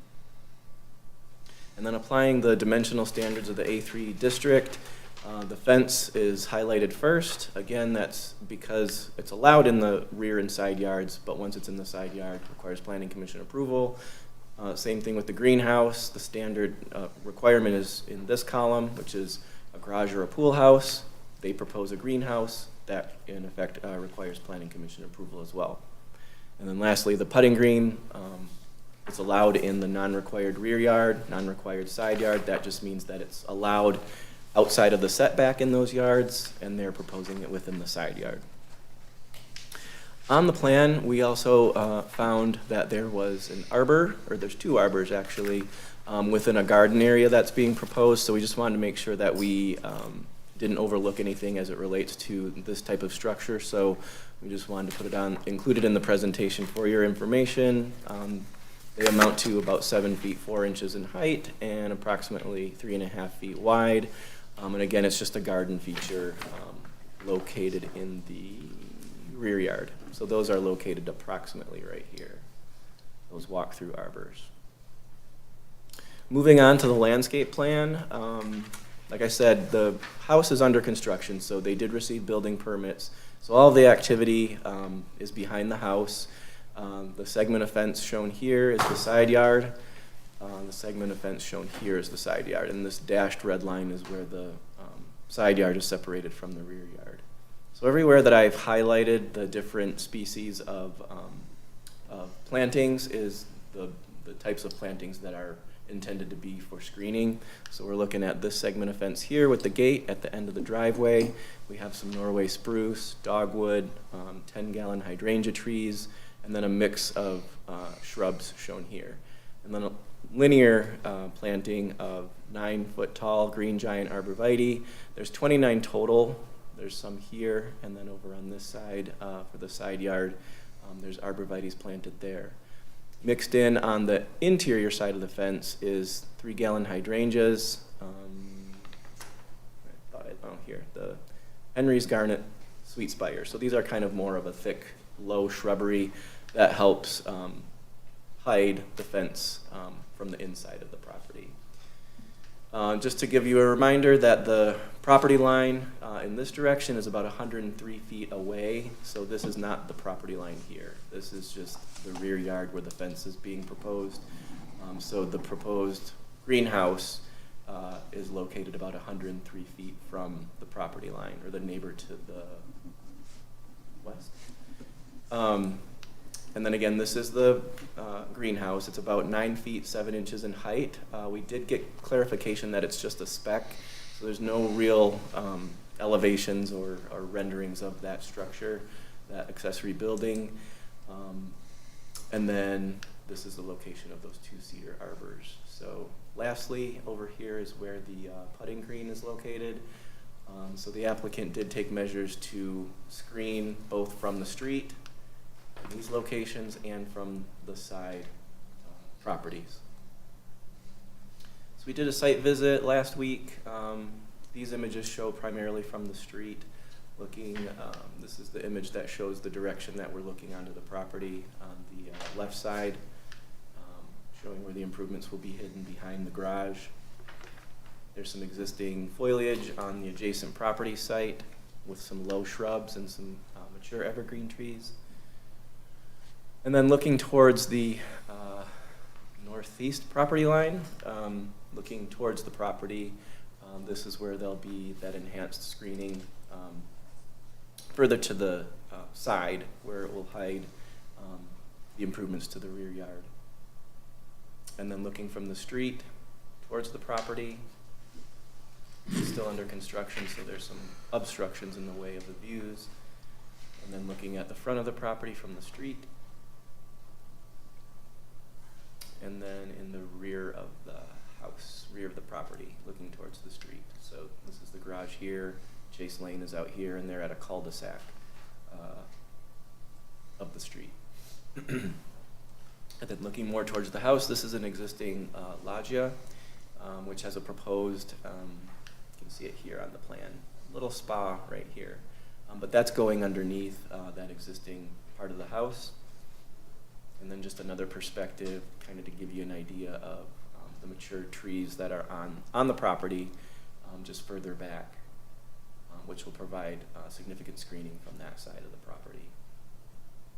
What's the blue between the sport court and the greenhouse?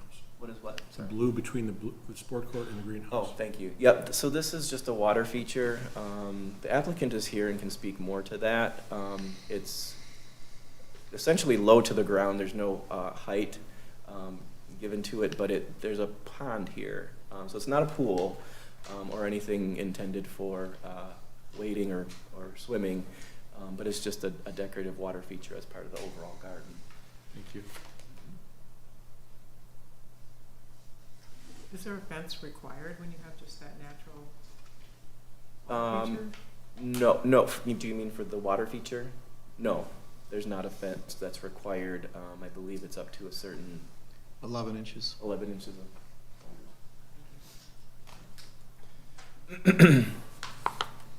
of. The city engineer has a presentation, so if there's no other questions, I'll defer to her. Leah, please.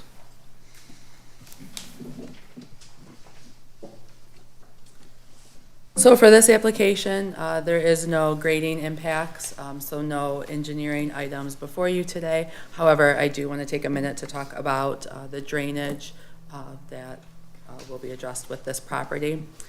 So as most of you are aware, Chase Lane itself does have a private storm water system. So this property, there are storm sewers along the road that outlet into the ponds here. When these ponds overflow, they do outlet onto the main road in this area. So these properties were all developed with the intent that the private stormwater system would be able to handle all of the improvements and all of the proposed homes on all of these lots. So just wanted to point that out. With this property itself, in the rear, there is a low spot in the rear of the yard, and this is a grade change that goes significantly higher. So as far as water, we anticipate all of it to remain on the property. They do have 2 swales that are on either side of the property that will collect the water and bring them into the private drainage system. So we reviewed this and we feel that this is appropriate for the proposed improvements that they have on this lot, and the existing storm water management system should be able to accommodate improvements of this size on this specific property without impacting the neighbors. How close are to the open space calculations?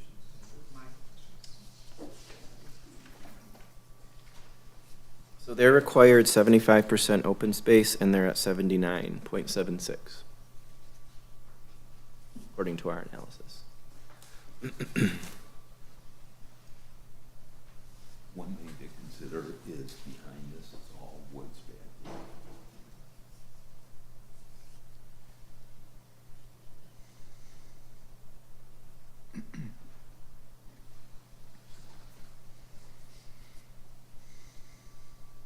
Any more? Just, is the house being built for someone, or is this a spec home, or? For someone. Any reason, without there being a swimming pool, why they want a fenced yard? They're pretty private,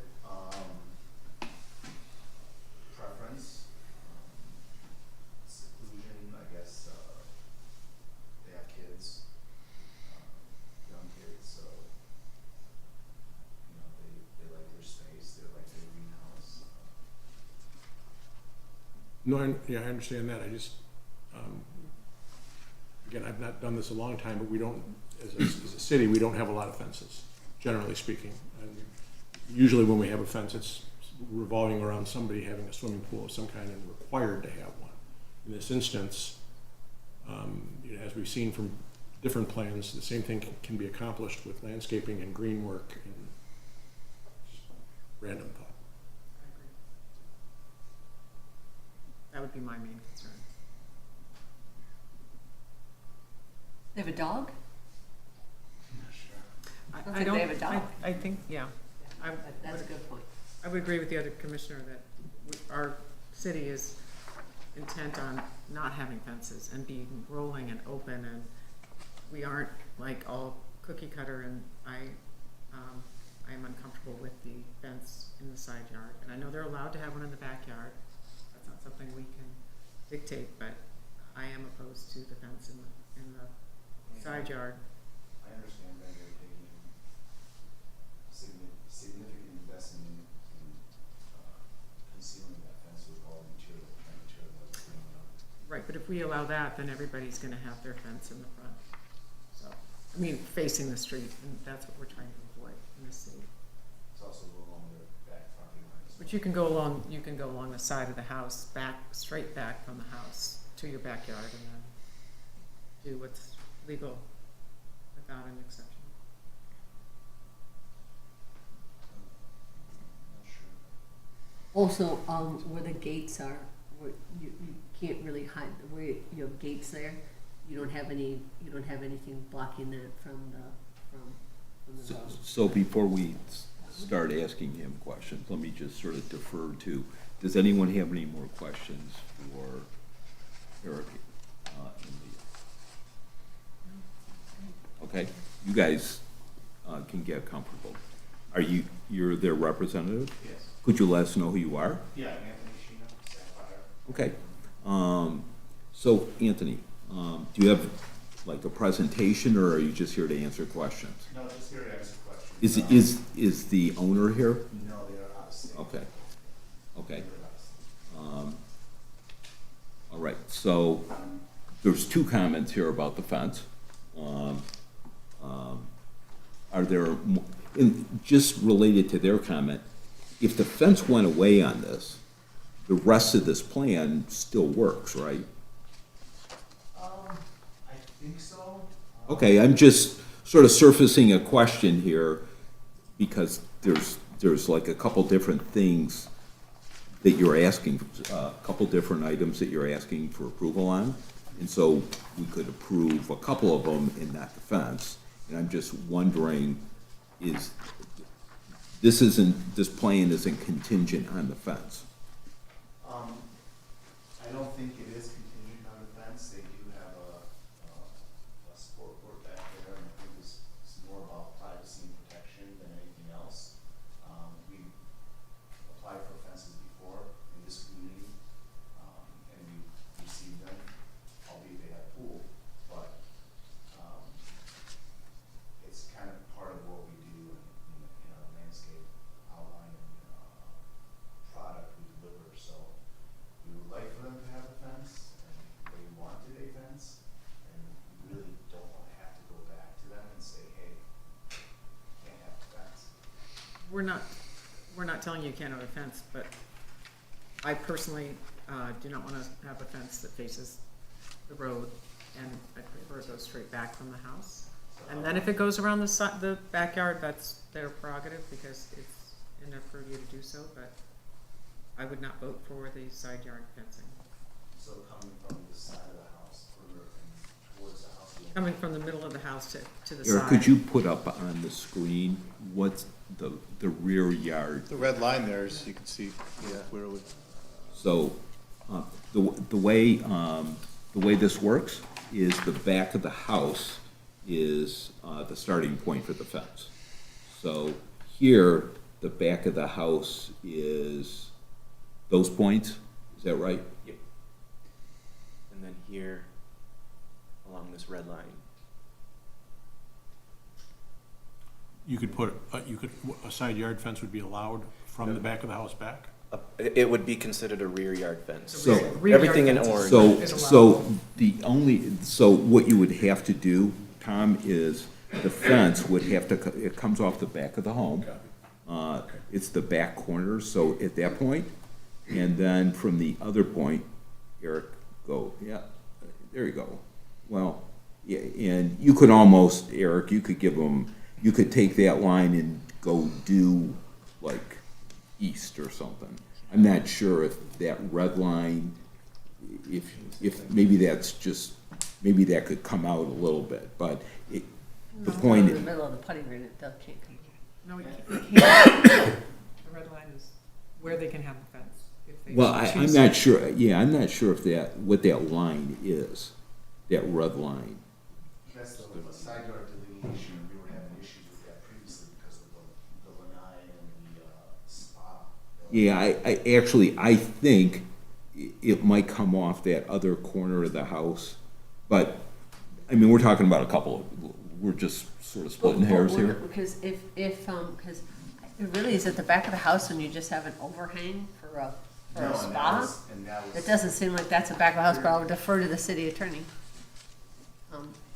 City Attorney, is That's why we that have- considered the back of the house? If it's just it's an overhang to determine the side yard? Is there a foundation? Structure. Well, it's labeled as side yard, so it's side yard. No, yeah, that looks like the back of Wherever that. the house is, if it's side yard, it's side yard. Your definition of side and rear yard is very specific. It's the furthest point of a structure, and That's a if structure. it's a structure, that's Okay. the furthest It's point. attached to the structure. Okay, so you have, Can you pull up that picture on the left?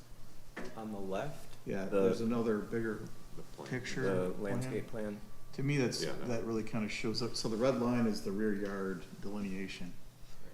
I mean, unless, That's by the Okay. city, right? so the Yeah, that's- ordinance is Wherever you is put the set, house. the farthest Yeah. of the structure so is the only where way you the can have side a yard fence is. here, if the commission is not inclined to allow the side yard, is to go along that red line. Right. And I guess the commission should maybe think about how that impacts the whole design. Because that's the only way you can do it. And it just wouldn't make sense either way, because the point of the attachments, and there's no protection, they're not enclosing this area, because you can enter through the lanai, and you can close the fence, but they can enter. So since there's not a pool, maybe, I don't know what the commission thinks, but since there's not a pool, maybe you can There's find out. there's no reason to have a fence if there's no pool. You can go back to the, They have the hot tub, Pardon me? they have the hot tub, the spa in the back. is that in the ground? Or is it above the ground?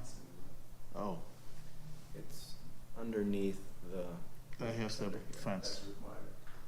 but that could be But it's not You the can close backyard. the overhang. modified. Yeah.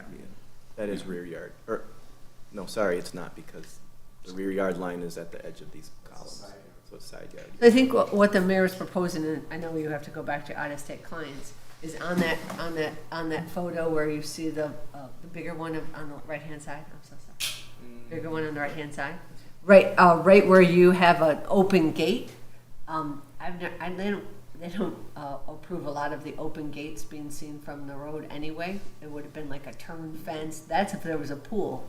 Even if there was a pool, they would have them turn the fence so that you could landscape away from that. Big deal on this city commission. But even if there was a pool, that doesn't mean that the fence That would be allowed okay. there. Yeah, Even they if you wouldn't had a even. huge pool in the back, you Yeah, still. they wouldn't even allow it if there was a pool there, the way that it's drawn. But if you took where you have gates and you landscape there, that's I mean, we're in the city of Bloomfield Hills, that's a lot of protection from people coming into your backyard if you've landscaped that part and you've landscaped that part right there, instead of Yeah, they putting in could a put a row of gate. trees and then have another row of trees this way, so you wouldn't see any fence. No fencing, but just maybe trees, and then trees, and no one, we'd have. We still allow fencing on the side and back perimeter and the rear. The rear yard, you can have a fence. Where the red line is, you don't have to have approval by the planning commission, but the side yard, you have to have approval, so it's up to the planning commission. Let me sort of bring this to some kind of summary. So this goes back to, I think you're hearing the commission say they don't like the fence. So the question becomes, can you do this? There's really no need for the fence, right? I mean, you don't need to encompass the whole yard with a fence. And to your point, Tom, because you haven't been on the commission real long, we normally, when there's a pool, we try to fence in the pool, but not the whole yard. It's just the perimeter of the pool. So, you know, there's an allowable area for the fence. And there's been discussion on this board over the years where fence applications come in to contain them to the area that's closer to the pool rather than encompass the whole yard, just by way of background. So, Anthony, you can do this, right? Yeah, we could, I mean, if that's what you guys determine, your determination, then it is what it is, we'll just have to go back and discuss it. Now, that would likely end up changing then some of this landscaping, right? Because I don't think so. are you putting in that landscaping the way it is because it's there to screen the Privacy. fence? Privacy. Well, okay. So you wouldn't change anything else, you just remove the fence? Yeah, I would assume so. I'd Okay. have to talk to the landscape designer, but I don't see how removing the fence is gonna change any of the Okay. landscape design. Because that would, impact setbacks and everything else, so the plant material would probably stay, the entire plan would stay the same, we would just remove the fence. Okay. You have a fence around the sport court for Yes. holding a ball in. Yes. And they have every right to have a fence from the sport court all the way to the back and all the way to the red line on both sides. Yeah. But you like could Mary landscape it said, that way. Yeah, we just, if they wanted a fence, then they would just stay within the rear yard. Chairman, what was the other thing that we were deciding on? Are there any cuts and fills? No? No, it's not on Right. this site. So So just we've got site three yard. things. The side yard with the pool fence, the putting green. So that's sort of like in the side yard a little bit. But it's not something you're gonna see. It's That, green. that's I'm just fine sort of with my that. comment, but Yeah. I don't know. I You're like gonna that. s- I think that's great.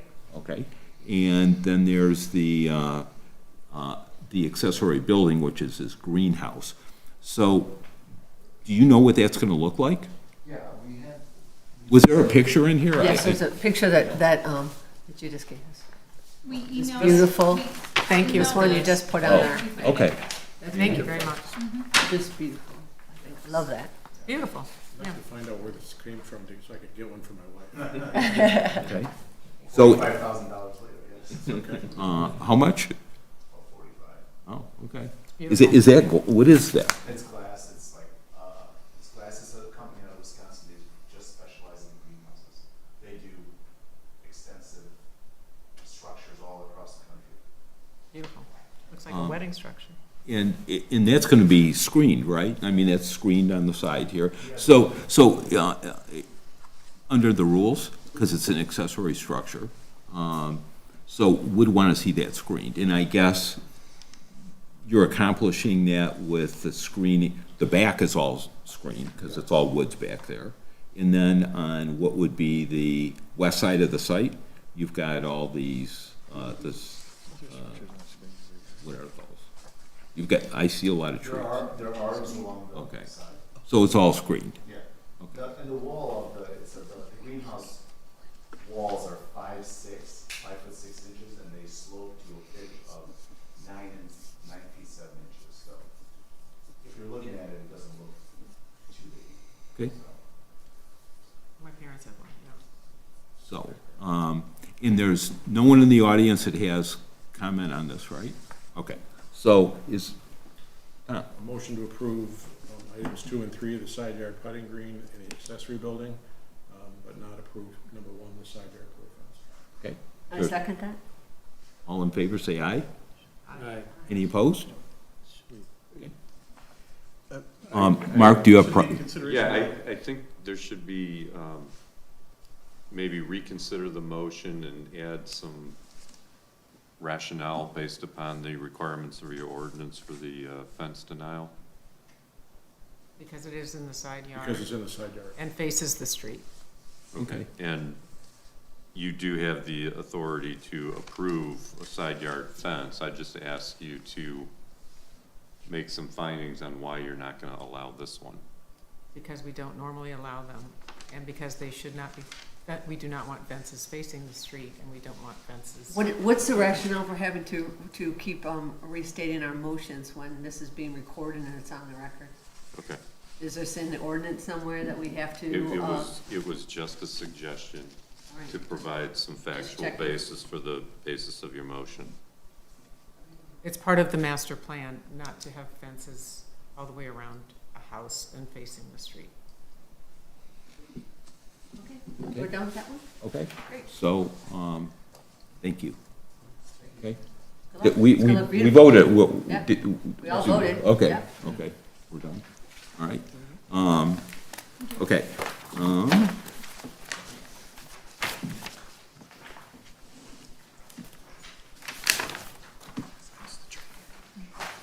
So our next item is the request of the property owner at 1960 Stony Croft Lane for approval to permit an accessory building.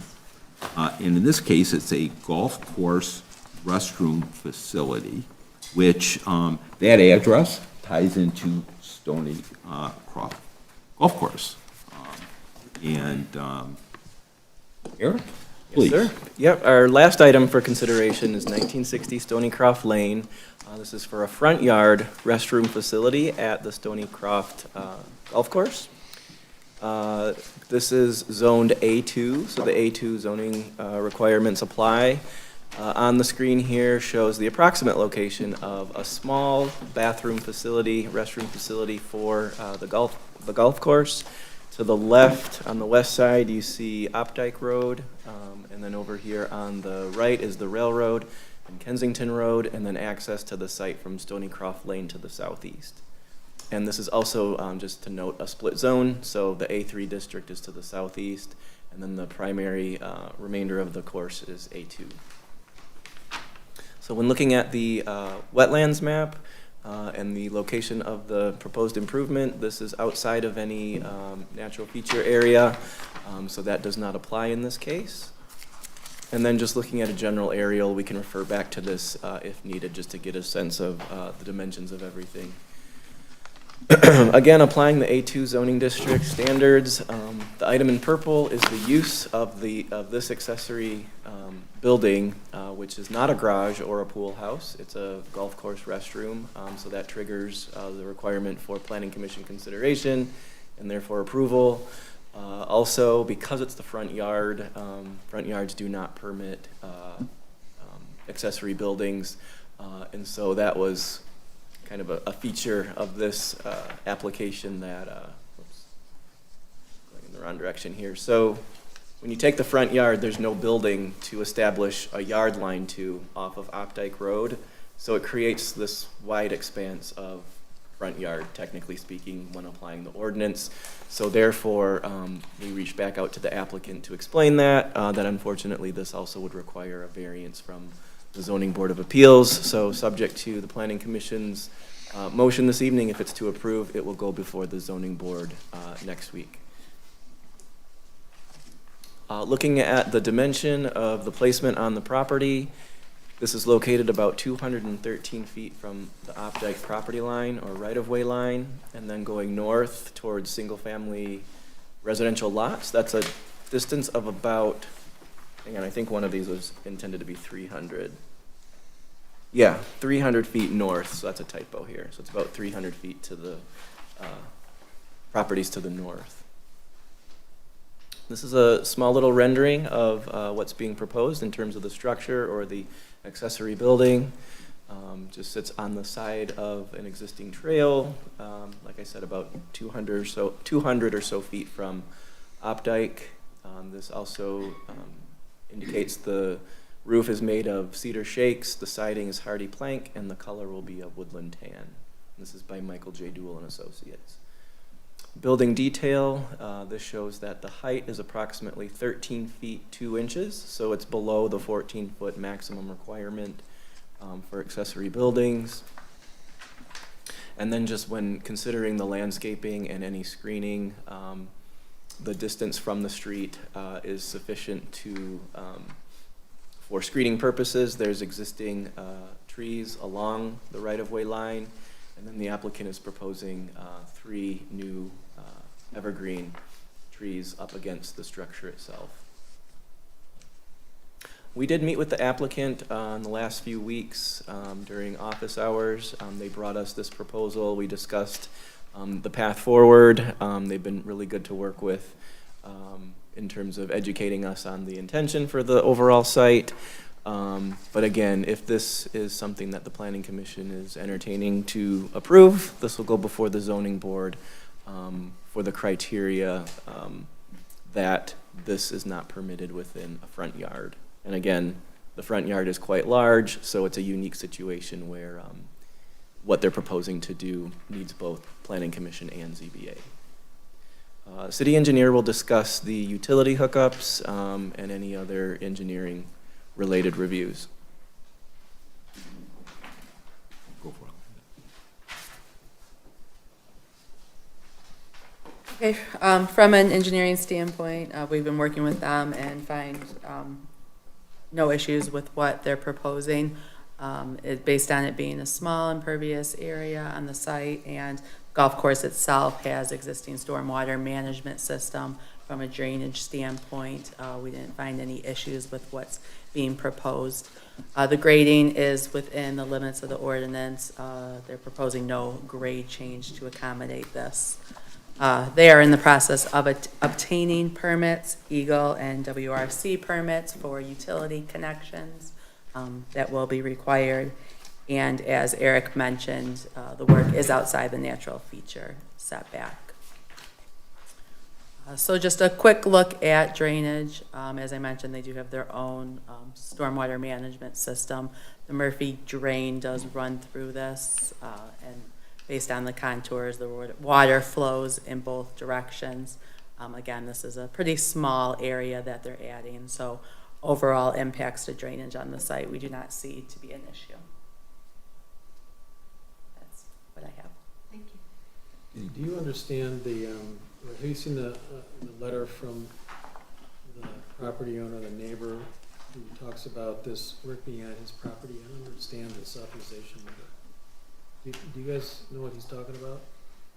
This is from Timothy James Holden on 456 Wishbone, and he says, he's addressing your general manager. I understand the Sony Craft is undertaking the above project, which will include work on the north side of the creek, which is on my property, located at 456 Wishbone, et cetera, et cetera. He talks about my property. You know what he's talking about? You see right there? I think, as I interpreted that, but, I mean, it's a good I just assumed that you, it sounds like he's working through it. What? He says, for which I do not object and grant approval to do so. Well, I mean, So- I get it if there's like a temporary construction easement, you gotta get maybe through his property to work on this project, but he says it's on his property, and I can't imagine that that's accurate. I'm Dave Kellett, kind of the lead on this. Truss is our club manager, and we have Brett Bulls. Noah and Frost. We'll just call you Brett. Brett. So, yes, we're in the process of doing a meets and bounds legal designation for going on Tim's property, which he will sign, as indicated.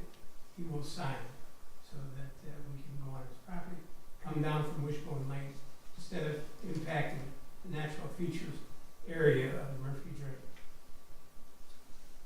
You see he doesn't. So, do you know which lot that is? Sure. David?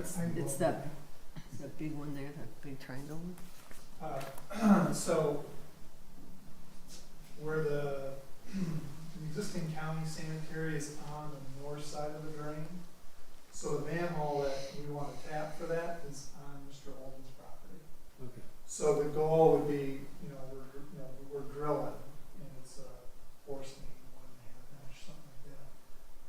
And then we turn, and then, we're 3 feet below the Murphy drain, drilling across, pop up next to the manhole, tap the manhole. So Oakland County owns the sanitary sewer, it's under their jurisdiction. But in order to get on this side, it's on Mr. Holden's property, so somehow get around. So that's within the utility easement.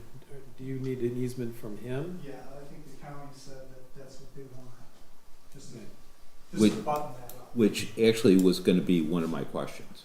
So if you look at these plans, and it's really hard to see what's here, but I see the easement that is coming along the back of those properties.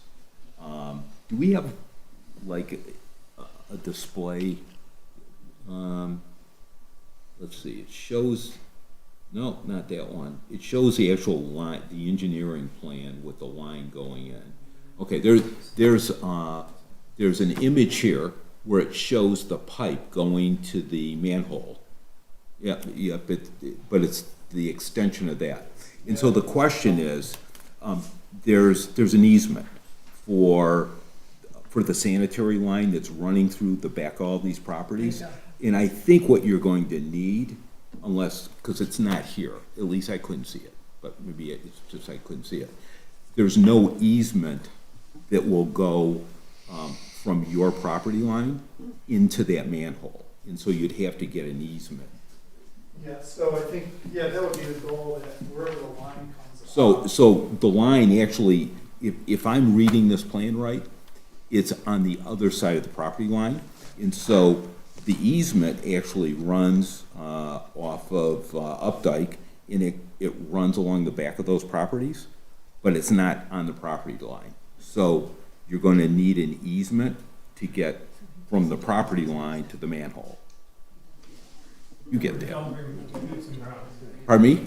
Developing a meets and bounds. Yeah, you'd need, so this would have to be contingent on you, conditioned on you guys being able, I guess that's a question. So do you have an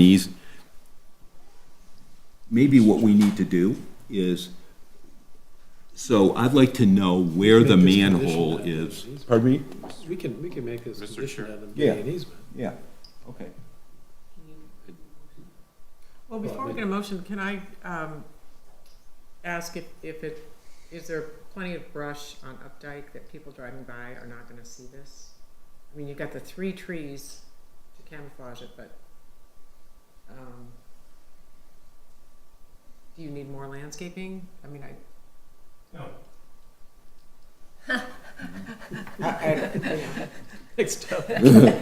I know it's not a home behind there, but a lot of people go on. If you drive up north on Updike Road, there is a storm shelter there right now. Yeah. You may have noticed it when you drove up there. And this is located directly to the south of that. You don't get a glimpse of that until you almost parallel with that. And again, you should be not looking 90 degrees to your right as you drive. But with trees right in front of it, just to satisfy any possibility of glimpsing this beautiful outdoor bathroom. Just to What make- about the properties north of it? Oh, there's, They don't care?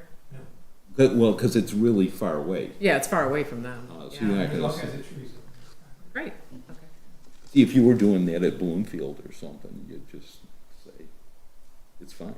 And Well, I'm all for, having restrooms on the golf course. Yeah, I just want to make sure it looks nice and it's appropriately screened. So, Mr. Kellett, you're saying there is some screening there, right? Yes, Okay. and there'll be more screening coming in because the other cross represents also our course restoration, which will be coming for you in probably June. It had nothing to do with that, thank God. And they have a serious planting thing because they took down a lot of trees which they had, went through planning the permit removal and permit. And so there'll be more trees planted along the boundary of the updike because we don't want to look at cars ourselves as we play golf from a privacy standpoint. Mr. Kellett, is this little photo here showing that you have a porta potty on the, on Updike Road right now? This little thing here? Yeah, that's what that's what Bloomfield Hills has the wonderful distinction of having a porta potty and whatever. So we have two porta potties, really, men's and women's. Women will not use it. Okay, so, so are we to understand that once this structure is built, that the porta potties will, Oh, yes. will no longer be near the Oh, road of yeah. Updike, so it's an improvement, big improvement. All right, thank you. So, then to summarize, this facility is going to be screened, and you may need an easement, and so we can condition this on you guys getting an easement. And there's several other conditions on here that Leah mentions about you needing to get Eagle approval on this, I think, right? It's, that actually is kind of. Pardon me? We got an email from Sue at Eagle saying we're typing it up, so Okay. that one, you can check that. So, ZBA approval. so those are some of the, there's, That's the same. Contingent on ZBA approval for having a structure in front of it. oh, okay. So, We're ready for a motion? Yep. I am, so, Mark, do you have anything before we make a motion? I was just gonna say, you don't need to specify what type of easement, just any required easement they'll need to tie into the sewer line would be a fine condition. That's all you need. Okay. All right, well, I'd like to make a motion to approve the application, conditioned on the club getting the approvals of Eagle, conditioned on the ZBA granting approval, and conditioned on obtaining whatever easements, plural, may be necessary from the neighbor to do both the construction and then also the permanent utility access. Second? Okay. All in favor, say aye. Aye. Any opposed? There you go. Good luck. Good luck to you guys. And it's gonna be named the David Kellett. Oh, finally, I'll get your name on the car, sir.